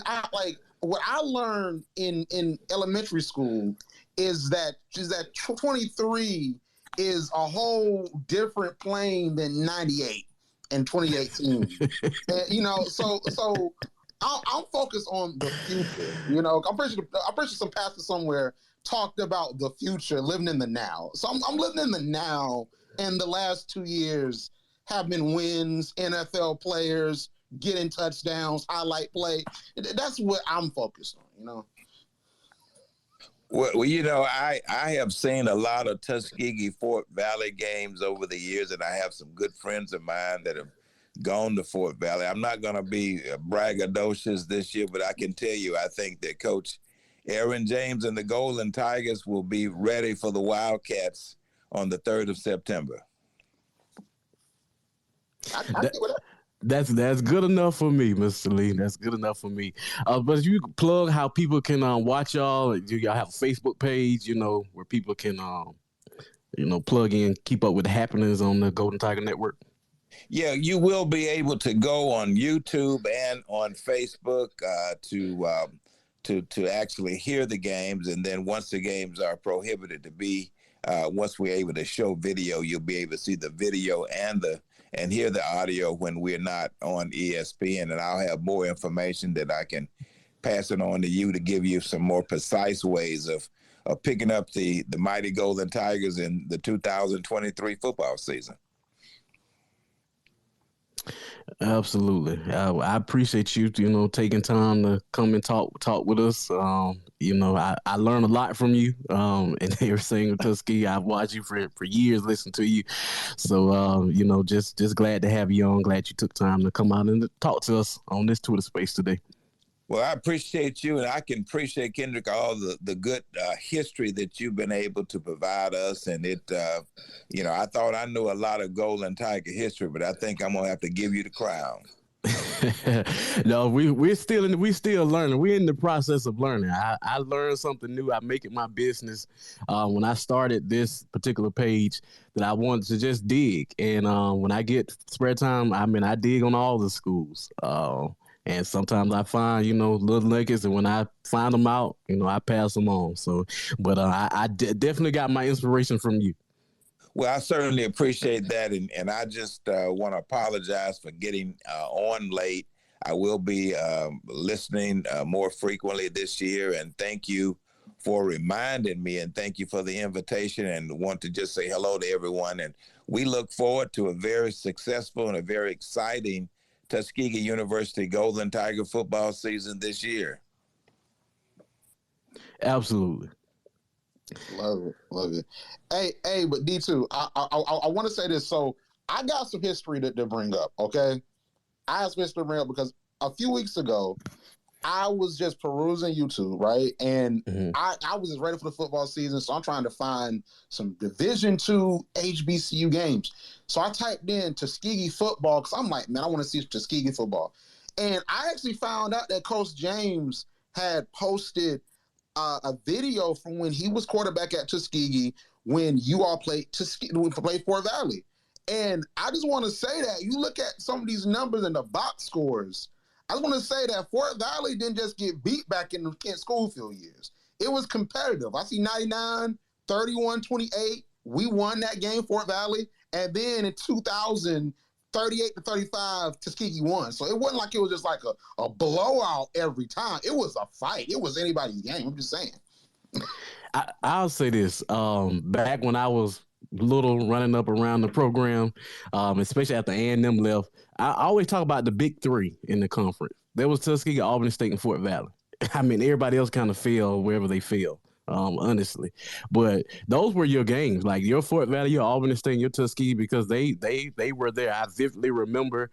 I know you took issue with what Mr. Poole said when he was talking about the attendance at Fort Valley, but I remember we would go down there for Fort Valley's homecoming.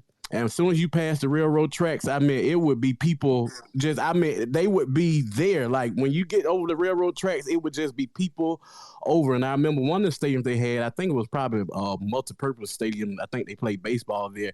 They had a shed on the visitor side too. And Fort Valley people would be there. And that was one of my greatest memories. I remember their band used to have the people that walk on the, what you call those big sticks. The stilts? Yeah. So I vividly remember Fort Valley in their past heyday. They were not an easy, they were no pushover now. They were definitely, part of it. I think Tuskegee, Albany State, ever since A&M left the conference, like those are the only three since when Ruffin got it Miles, but prior to that, like for like the last 20, 30 years, those were the three teams that won championships. So, Fort Valley was right there now. Yeah, and looking at the record, because I'm looking at the record, and it looks like between Albany State and Fort Valley, so the record of course, Tuskegee beating both programs, but Fort Valley 31-22-2 against Tuskegee. Albany State 25-21-1. So it seemed to me that Fort Valley's played Tuskegee a little bit better than Albany State. I just want to just say that. Just looking at the numbers, I'm just saying. We got like I'm looking at one more win. Okay, one more win. Yeah, but we gonna cross our fingers and say it ain't happening this year. Try again next year or some other time. But this year, yeah, we'll see. But I want to ask this too. On Clutch Points, I wrote an article and it was on all the other outlets as well about the Benedict Fort Valley game getting on ESPN2. And I talk a lot about media because of course that's how my brain is wired. Sports is cool. I will be there.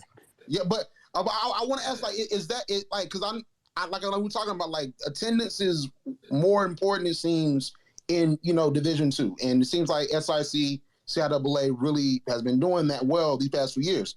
But does this ESPN2 spot matter on a Thursday? Does it really matter?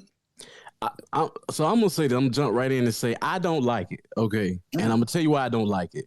Anytime you get Tuskegee or Fort Valley or Albany State to come, to play them, because those are your biggest gates. You can look at the numbers. Like your biggest gates is when you play Tuskegee, when you play Fort Valley, when you play Albany State.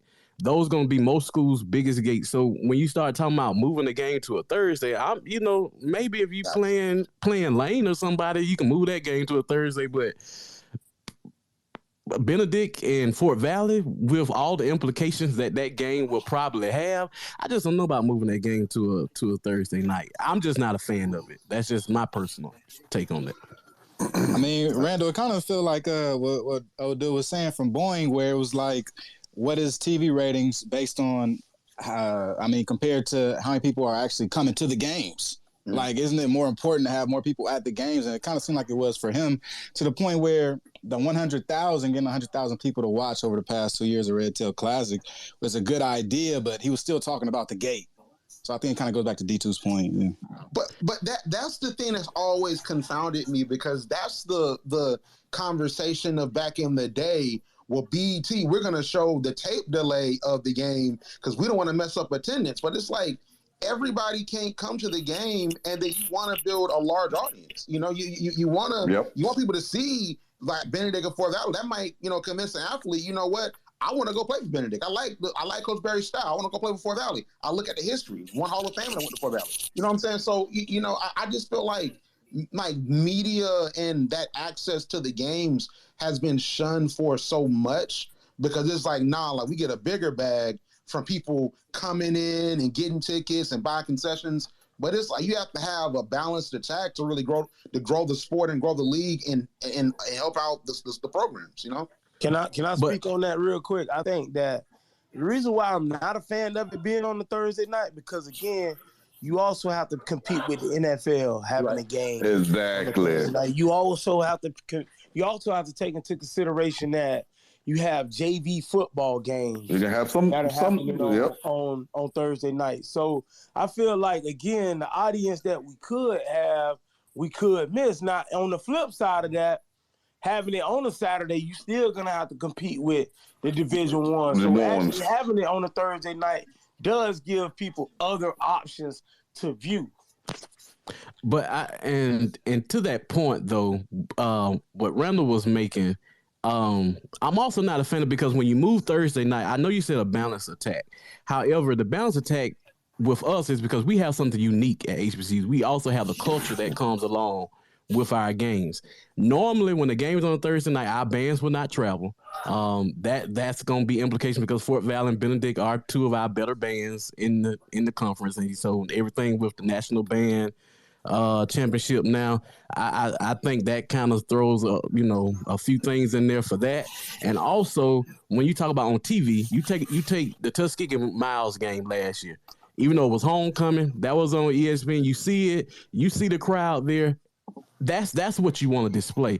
Moving that game to a Thursday night disrupts the culture, because those stands will look empty on a Thursday night. I remember vividly watching the SWAC.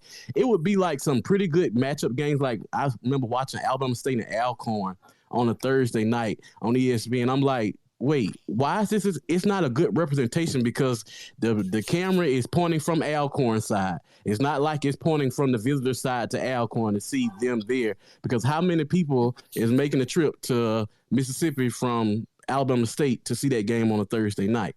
And so like it comes off as empty. Like, there's no culture to the games. But then you see a Alcorn game when they play Southern, on a Saturday, you need that atmosphere to help sell it. So it's like, I'm fine with us being on TV, but don't disrupt our culture to be on TV. That makes sense. Because I think the Thursday positioning is really the problem. Because I look at the ratings for the last game that was on ESPN2, the last HBCU game. And I believe that was Morgan State, North Carolina Central on October the 13th. Looking at the viewership number, it got 108,000 views, came on at 7:30, and it was competing against NFL game. I forgot what game it was. Some of those Amazon games weren't good. So that helped us out a little bit, But, like, it got 108,000. So, I mean, if the Boeing's Red Toast Classic is getting roughly 100,000 viewers. And, that game, the benchmark for what we saw last year is 108,000. I think even with it being on a Thursday and attendance not being there, it could still be a benefit. And this is a horrible word to say in the HBC media landscape because we want to see the money in the bag, but it could be some good exposure. I gotta say it. Gotta say it. I'll be in that seat. I have my behind in the seat. So that means, I think that, again, I'm going to make the trip up. I really do hope that it does. I really do hope the bands and everything can be there because, again, when you talk about having a national televised game, one thing they will spotlight is the band and how funky the band start to get. So I hope that does happen. I'll say this. I wish my girl Yard Talk was in here because she'll say exposure ain't paying no bills. Oh man, she be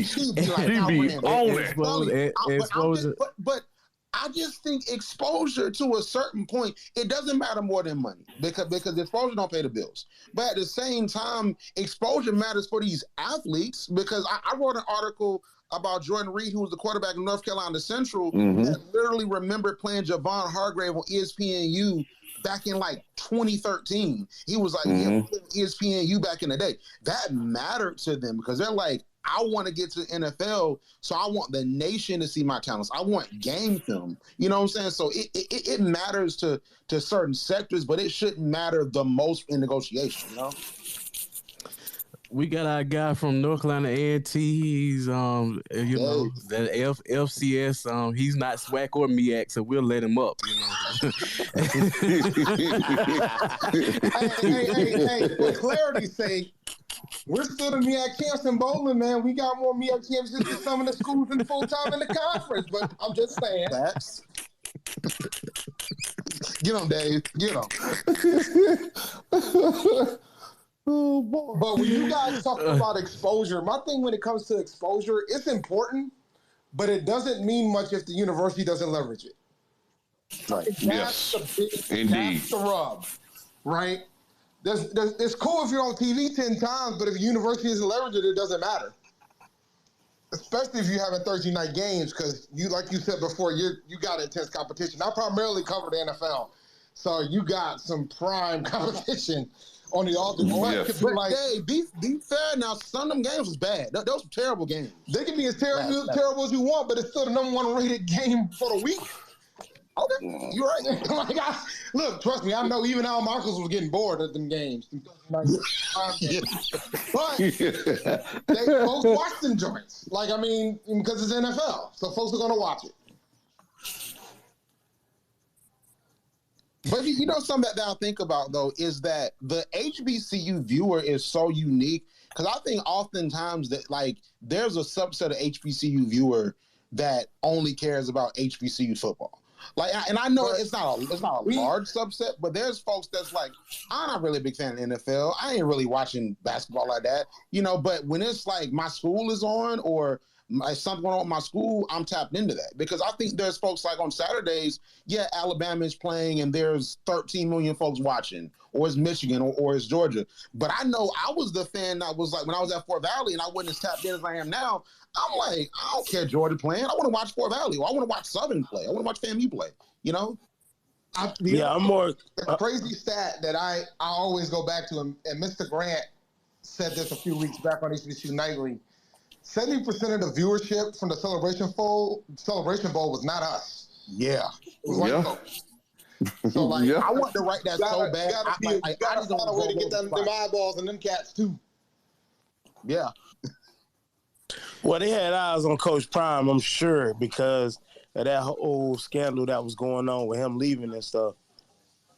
That's true. Yeah, well, I think the number. I asked Mr. Grant months ago because he said that before in the space, and I said, is that consistent with the Deion effect? He said it's pretty consistent, whether it's Deion or not. It's about 70% of folks that are white that watch that game. So the historian in me want to put some context to this to make sure that we all take this nugget down. My only thing about exposure when we talk about that, and I heard Mr. Grant when he said that, and it was one of them things. And I talked to some of my historian friends. I'm like, you know what?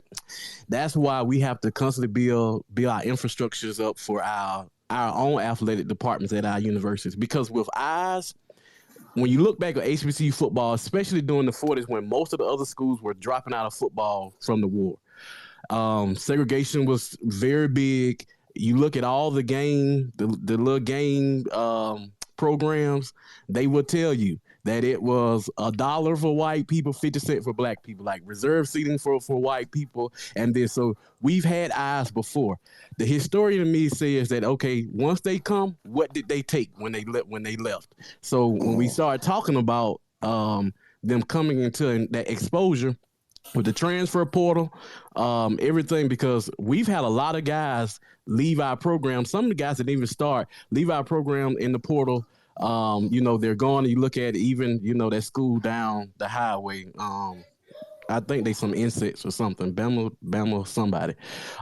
They lost three good guys to New Mexico State. Is like you get more eyes on your program. The transfer portal is there. You're opening yourself up. I'm not saying that's the reason not to want the exposure, but what it says is like we have to be more in tune with our program. We have to get them atmospheres they can't get anywhere else. We have to also take care of our student athletes, better. Like there are things that we have to build along with the exposure to make sure that with these more eyes that they can't just come in and raid our programs and just take whatever they want.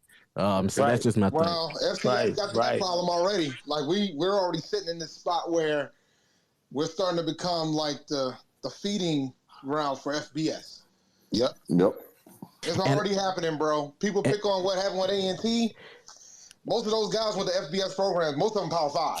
So. And I'm gonna tell you one of the problems, and we get some other coaches in. I'm gonna talk about this.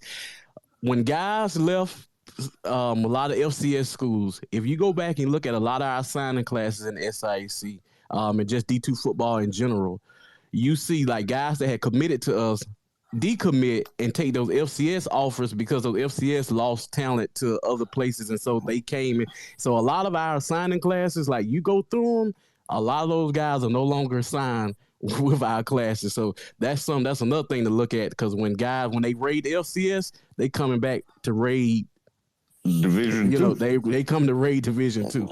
I got so mad. I can't knock it. I got mad when All Script said the other day on his show. I finally went on his show, and then I watched the replay, and he was talking about Antonio Meeks, and he was like, y'all should be his DM. No, they shouldn't. Leave our guy alone. Okay, what are you talking about? Yeah. Leave our guy, go about your business, dog. Like, I was like, you know what? I gotta get him. I'm going on that show to tell him, no, don't be an alpha DM. Leave him alone. but you know what? That's the thing that I've seen all summer though, is that even from FBS down, like Power 5 is king, and Group of Fives, they're not as good as Power 5. FCS, they ain't by nothing. It is Power 5 Group 5 where it's at. D getting out of D2 is like, no one wants to watch D2 football. Like, they can't really play football. They act like it's Pop Warner, when it's like we have some really good teams. We have Emmanuel Wilson that's out there going crazy with the Packers. We have Hall of Famers that came from D2. Shannon Sharp ought to be on ESPN from Savannah State, played D2. So it's like, that's the part that sort of irks me is like, and I think it's never going to change, is folks are looking down on us. And I hate it. Quick question for you, Randy, since you brought up your boy Emmanuel Wilson. You think he's going to make the team with the Packers? That's a great question. I think, based on his production, I think he should. I mean, but you never know the NFL. Here's my theory, and I said this last week on my show. My theory is they were trying to stash him, and he went off. They can't stash him anymore. Yep. So they got a tough decision to make. So I think he's going to end up on a 53-man roster, but I don't know if it's going to be with Green Bay. And I said the same thing. If he don't stick with the Packers, he going to have a job with somebody. Because there's no way he's clearing waivers. There's no way. No. Facts. We'll take him in Tampa Bay. Yeah. 6 carries for a buck plus. That's all you need to know. And you got to see the top end speed.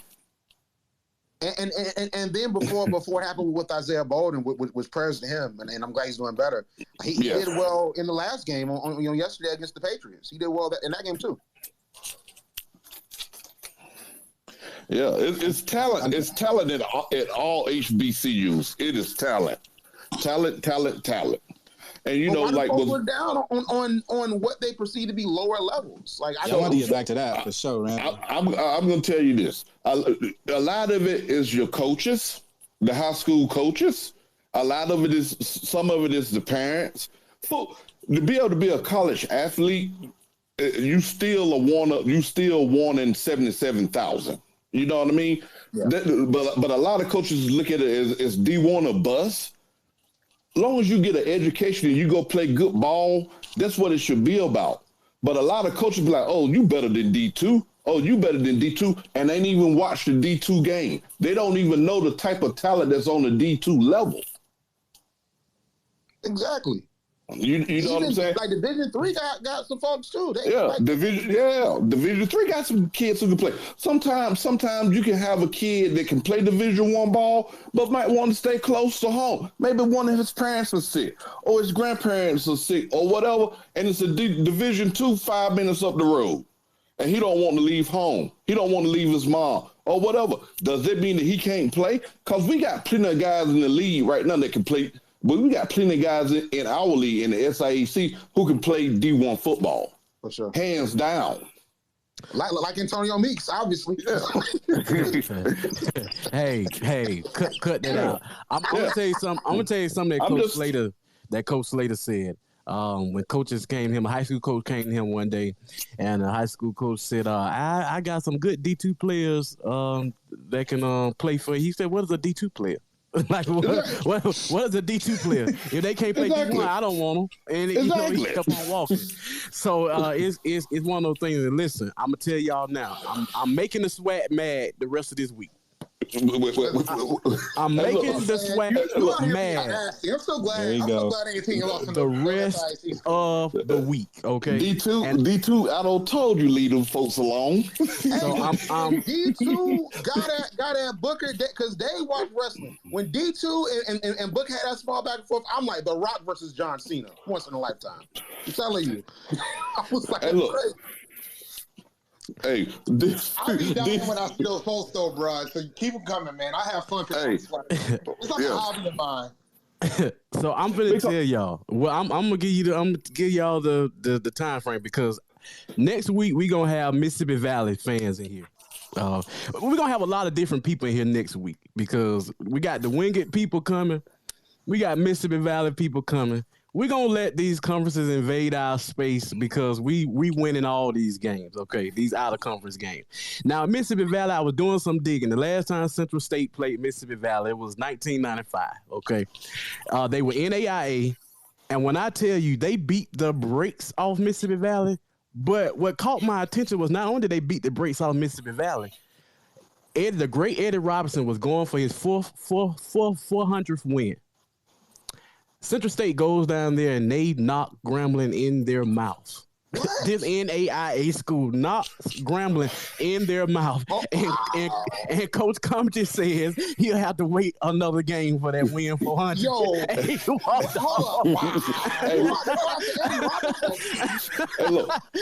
Hey, look. What? This right here, what y'all better understand. At one point in time, Central State was a damn powerhouse. It worked. James Woody played for Central State. He was a quarterback, national champion. Yeah, national powerhouse. Hugh Douglas, there was a powerhouse.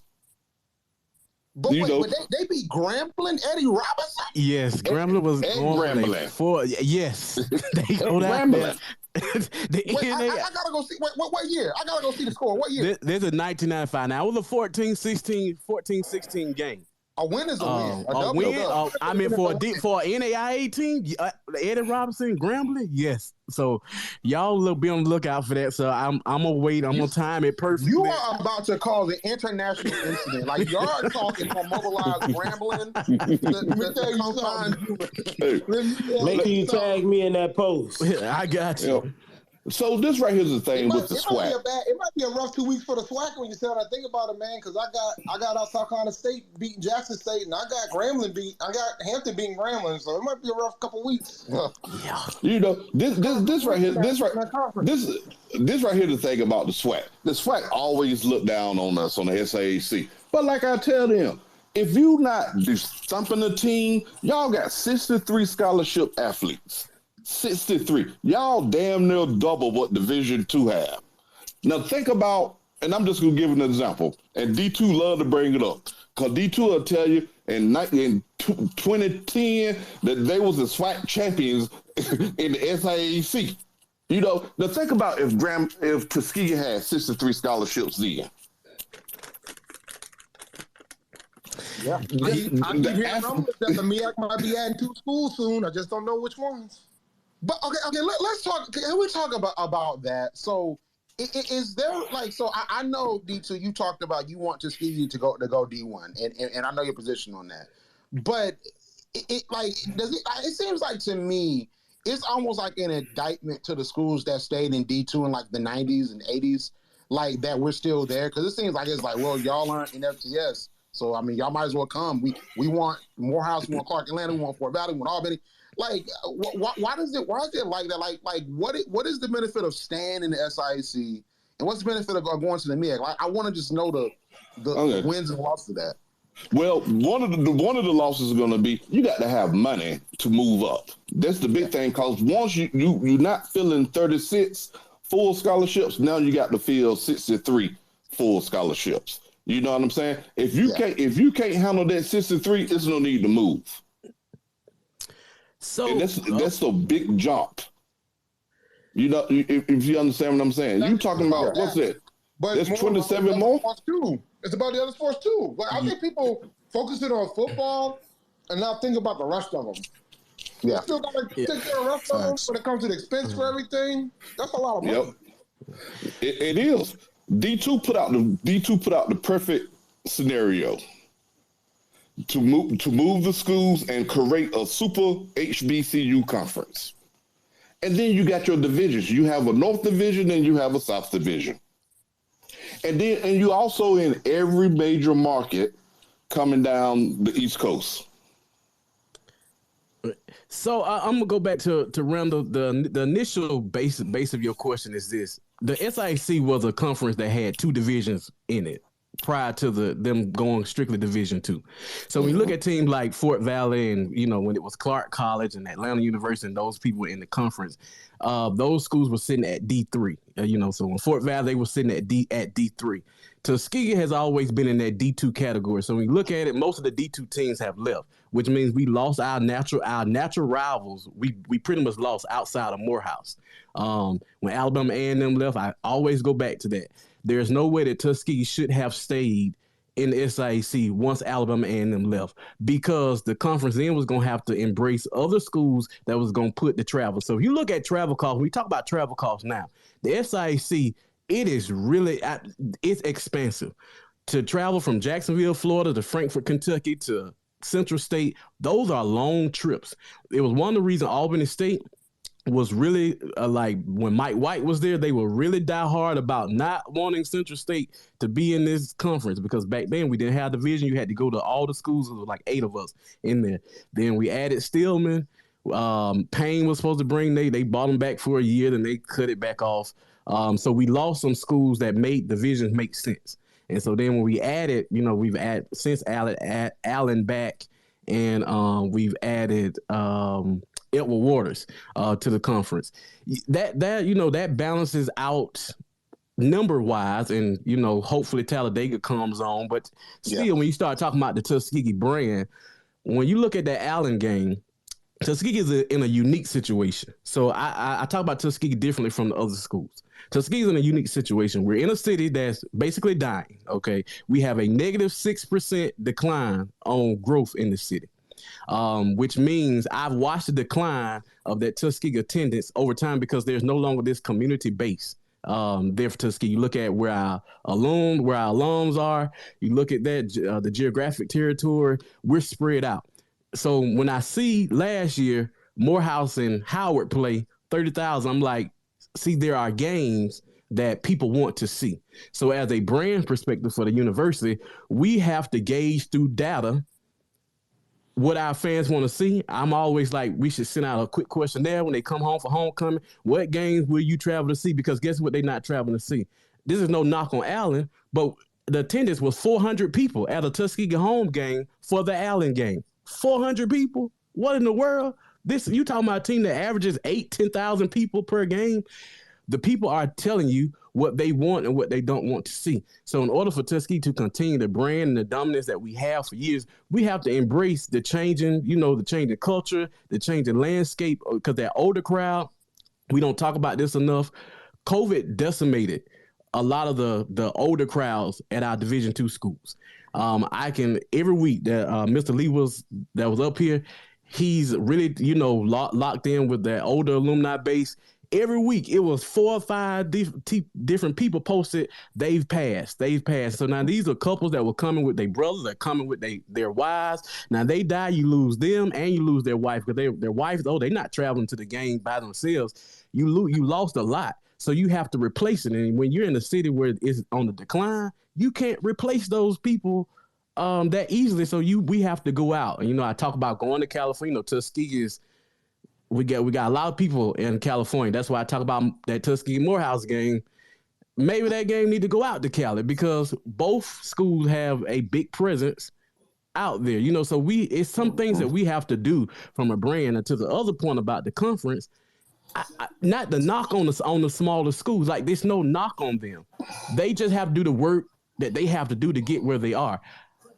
When you start talking about football, you're talking about Winston-Salem, Tuskegee, Albany State, Fort Valley, talk about Shaw. And, I listed those schools that I said that, maybe we should consider, if we're going to stay D2, or maybe with some plans to go FCS, that we should realign with those schools who are, they have a vested interest in football, and come together and make that conference to try to revitalize and pull that together and move. But anyway, that's just my spiel.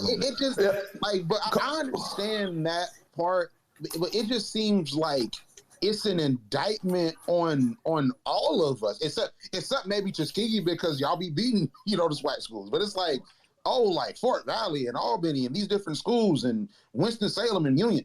Like, y'all stayed D2, you could have went D1 like how Alabama A&M did. So we don't care about y'all. Well, Winston did try to go D1. Like, I think people forget about that attempt. A&T's Winston was the one that tried to push it. Yeah.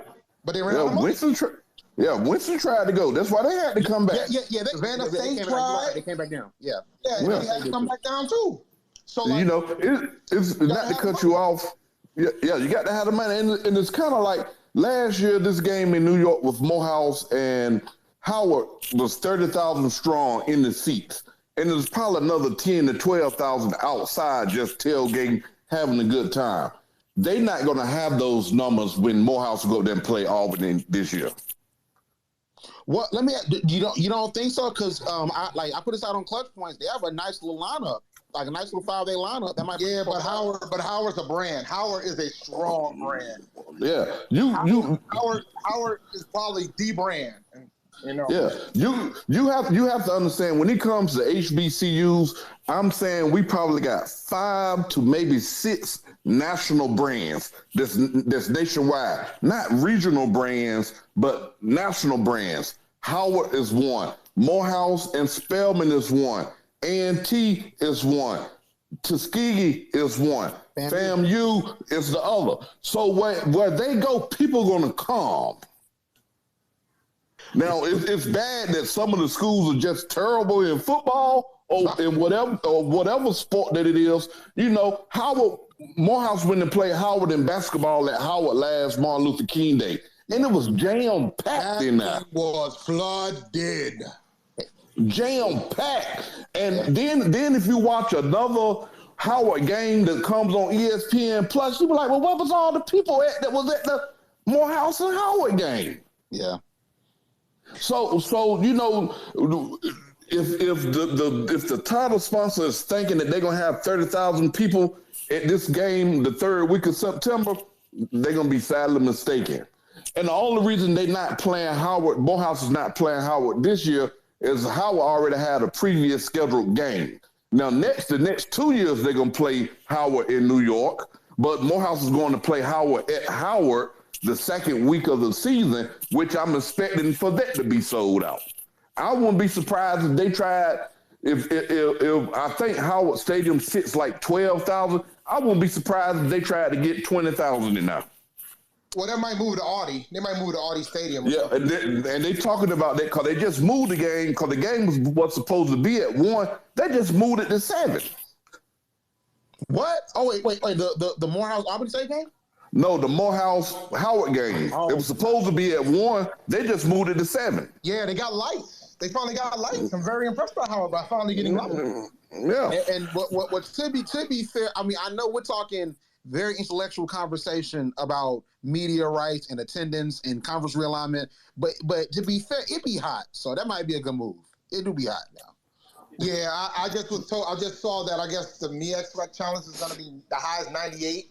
Kickoff is going to be at 90, and kickoff's at 7:30. Guys, that's wild. You know, so I mean, it's hot now. So I mean, maybe 7 o'clock is not a bad idea. And listen, that's one of the most important things, which is, and to be honest with you, is why Tuskegee is, talking about likes for so long has been, we get y'all down there in the heat of the day and we gonna drag y'all, but like now, I mean, as the game evolved, I think about the Tuskegee Morehouse Classic in Columbus. When it used to be at nighttime, it was jam packed. When they moved to the daytime, it kind of hit a decline. I vividly remember the last time we were there, people were just falling out because if you on that visitor side and that sun, it ain't no shade. It's nothing. Like it's brutal. So it's one of the things, as we go forward, that we really have to embrace. And so just shout out to the new ADs that are coming in at our schools. They're starting to look at things from a different point of view. And I'm just excited for where we are. We're going to transition to something else because we're finna get out of here. Our 2 hours is up. It went by fast this time. But anyway, Dave, since you up here, you're going to get stuck in this too. I had told y'all we were going to go through the schedule, but I changed my mind because I want us to be able to go week to week. I don't want to lock y'all in. So today, you got to pick who are you riding with to win the SIAC. Get your team. Y'all already know who I got. Okay, so it ain't no secret. Y'all clearly. Okay, clearly who I have. Yeah. Bias. I'm just looking at what we have coming back. No bias. No bias now. I'm looking at what. There's a little bit of bias in my pick too. I mean, to be fair, I'm choosing Fort Valley, but I really try my best not to be biased because I want to be as objective as I possibly can, even though there's bias in everything that we do. But I just think that Randy, it's fine, man. It's okay. It's okay. I really am. You know what I'm saying? But like, I feel like as of right now, I think it's going to be in the SIC championship. It's going to be Fort Valley and Benedict. And Fort Valley wins this time around, and I think that Fort Valley wins in October against Benedict on ESPN2. I just feel like Fort Valley has a lot to prove. Kelvin Durham, I think he's going to be even better this season. I think the defense is going to be amazing. I honestly think this is Fort Valley's year, and Coach Gibbs has really figured some stuff out. He's on to something. So I think it's Fort Valley. I hate to say it, but I think it's Fort Valley. Okay, but now give us your sleeper team. So you get to pick a champion, and then give us your sleeper team in the conference. My sleeper team is definitely Edward Waters. Like I've been saying it for months. Like how you said, they got a lot of speed. I like what I saw last year. I know they lost to Florida Memorial that first game in the Big Cat Classic last year, but that Savannah State game, I went back and watched some of that game. And I watched some of the other games. I'm like, you know what? They got some good cooking down there. They're a great school. They're growing that program. They're in Florida, like we talked about. So it's some good recruits down there. So I think that Edward Waters can mess up somebody's year, like how Savannah State messed up ours. Okay, so we got Randall locked in with Fort Valley and Edward Waters. I go next. I'll go after Danny. I go next. This is what I'm thinking. I'm thinking right now, if I had to pick a favorite today, I would most definitely pick Fort Valley because of the quarterback that they bring him back, and he's been through the fire, and the defense they're bringing back as well. I know that Benedict is bringing back a hell of a defense, but until they can get that quarterback situation settled, I'm riding with Fort Valley. My sleeper team will be the Maroon Tigers out of Atlanta, Georgia. I like what Coach Butcher is doing. I like some of the athletes that he brought in. One big thing that they're going to have to do is they're going to have to settle on the quarterback position. Right now, the JUCO kid that came in last year, Wes, is being running with the ones, but I actually think that the Gregory kid is the best quarterback on the roster. So my sleeper team will be Morehouse, and I also think the Morehouse is going to beat Virginia Union the first game of the year. And I might have to eat crow, but it's going to be a game. It's going to be a game. If it's not going to be a 50-0 blowout, the energy around Morehouse is just different. And those are my picks. Love it. So for me, I got Benedict winning the SAIC. I got them repeat. I know the concern is about the quarterback, but I think Chennis Berry can coach his behind off. As I would say, the next South Carolina State head coach, when Buddy Pugh decides to retire, he can coach his behind off. So I think Benedict's going to potentially repeat. I don't think they're going to go undefeated again, but I think they're gonna repeat in the SAIC. Fort Valley does scare me a bit, I will be honest, because I like what Sean Gibbs is doing down there as well. But I got Benedict winning the SAIC. Sleeper, I would say Everett Waters. I know they're new to the conference, relatively new to the conference, but I think they showed a lot. Like A&T played them last year, and they showed a lot. So I'm gonna roll with Everett Waters as my sleeper.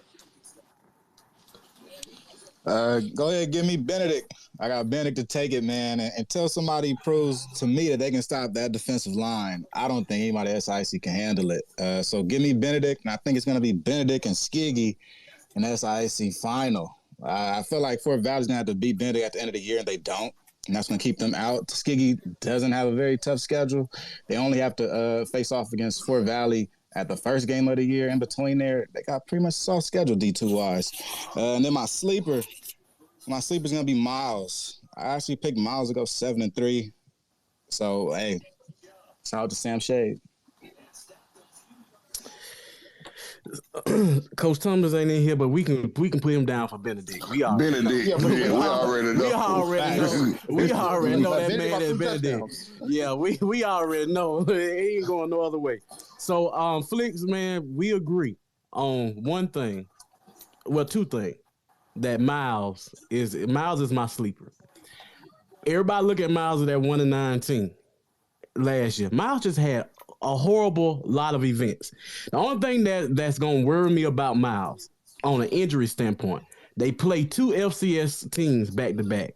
Historically, Alabama State is one of the most physical teams on the FCS level. They're just physical. They bang you up.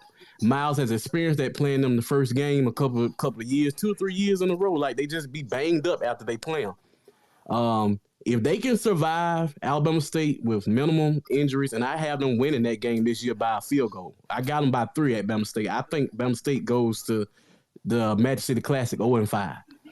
Woo! 0-5. I don't know who they can beat on their schedule, but that's me beat them too. D2. Miles, what they have coming back, the quarterback who I was thinking they might be their starter, I might have to change my starter. I've been looking at a few things, trying to get a little bit, those coach, they really tight right now about it, but that defense for Miles is pretty much intact coming back. You talking about a defense that kept Alabama State scoreless for 3 quarters. That's huge for a D2 team. You talk about a team that only allowed Benedict 1 offensive touchdown and basically really off a fumble in that game. Benedict could not really move the ball on Miles. With that coming back, any minimal improvement on the offensive side of the ball, Miles is going to be hell for anybody to beat. It took us 2 overtimes to beat that 1-9 team last year. That's all I'm going to say. So Miles is definitely my sleeper team. I told you I was joking at first. I said Tuskegee. Now I know the Tuskegee folk gonna get on my head about this. Y'all know I love Tuskegee. But my team that I'm rocking with to win the SIAC this year is Fort Valley. I can't believe I'm saying that, but I am. I do believe Fort Valley. They have too much. We're gonna beat them in the Red Tail Classic. We're gonna send them in the championship game. I think Edward Waters is gonna put Benedict's lights out. But I got Tuskegee and Fort Valley in the championship game for a rematch. I got Fort Valley winning, and I have Miles as my sleeper team. So, yeah, we locked in. Next week, we're going to have another great show for y'all. Appreciate y'all for rocking with us. I'm going to let everybody say their goodbyes where y'all can follow them at. Everybody have their own shows and a lot going on, so make sure you follow those guys. And I just appreciate y'all. Glad to be back and glad to have football back. Yeah, so I'll start off. This is a really great show. I appreciate the perspective. It's helping me out a whole lot in what I'm trying to do. You can follow HBCU Pulse on Instagram and YouTube at HBCU Pulse, Twitter and TikTok, the HBCU Pulse. Real quick, things have changed a little bit. HBCU Pulse, and with my new position with Clutch Points, we are joined the Clutch Points Network. So I'm writing articles on Clutch Points. So if you look at the HBCU Pulse Twitter, you've been seeing Clutch Points URL. So definitely support me on that. We're trying to grow that brand out to get more opportunities within that network, hopefully to hire some people, to bring some students in, to really expand the coverage with Clutch Points. So please support. If you see it, retweet, tap in. I'm trying to really grow, what we're doing now that we have the resources. So that's my big thing. Please, please, please support Clutch Points HBCU, trying to make it big and trying to put all of us on. I'll be quick. So I have a couple outlets. We go live on HBCU Nightly every Wednesday night at 8 p.m. We might be moving it back to 9. I run Panther Nation podcast. It's the largest independent podcast. I cover the Carolina Panthers. I do draft analysis, fantasy football, the whole 9. We go live on every Tuesday night for that. And HBCU Nightly is also going to be Wednesdays and Fridays starting this week. So follow me or follow at HBCU Nightly for that, or follow for my Panthers content at Panther Nation PC. I know that was a lot. That's all I got. Now, Dave, I follow you because I'm a big Panthers fan. I'm from North Carolina. I just don't know what my Panthers are doing right now. We just look like doo-doo. I understand that the coaching staff is saying we're trying to be very vanilla with with our offense, but I do follow you. But yeah, it was great. Yeah, I'll keep it short and sweet about the Panthers. Nobody's buying that vanilla excuse if we out here looking terrible come week 1. I'm telling you. But hey, good show tonight, guys. I love chopping it up with y'all and great guests tonight too, D2. So looking forward to continuing this weekend every Sunday. So, look forward to having everybody on next week as well. Yeah, it's good to be back, man. We back. Football season is among us. I'm very excited about what's going to happen this year in the SIAC. Also very interested in seeing some of these other teams that we really don't talk about much, see what they have in store for us this season. Yeah, it's Kelly Flicks, man. It was a great episode today. I can't lie. Talking to Coach Huggins, talking to the people from the Red Tail Classic, got some good insight on a pretty big game, probably one of the biggest D2 games coming up, Red Tails Classic. HBC Flicks, I got a show tomorrow coming out on YouTube. You can put in the Lace Up Podcast Network. Tap in with me. I got like a 40-minute show. D2, you probably like it. Talking about Alabama State quarterback room and what Coach Robinson should probably do. Start the transfer kid. And Flicks is out here being a scout for this kid, man. Wow. Yeah, Robinson better start the transfer kid. He should. Shit, if he don't like I do. I coached the kid that's on their roster, Arquise Ward, offensive guard. Wow. Yes, sir. Nice. That's all I got, though, man. Great show, guys. Appreciate it. We'll see y'all next week. Thanks, everybody, for coming out. You're locked into HBCU Post Radio. Baby, what you wanna do? HBCU Post Radio is your #1 source for news, culture. From sports to politics and what's trending on yours. We're always at the heart of the culture. You don't want to miss this. Tune into HBCU Pulse Radio every Friday at 5 p.m. Eastern, 4 p.m. Central on Sirius XM Channel 142 HBCU.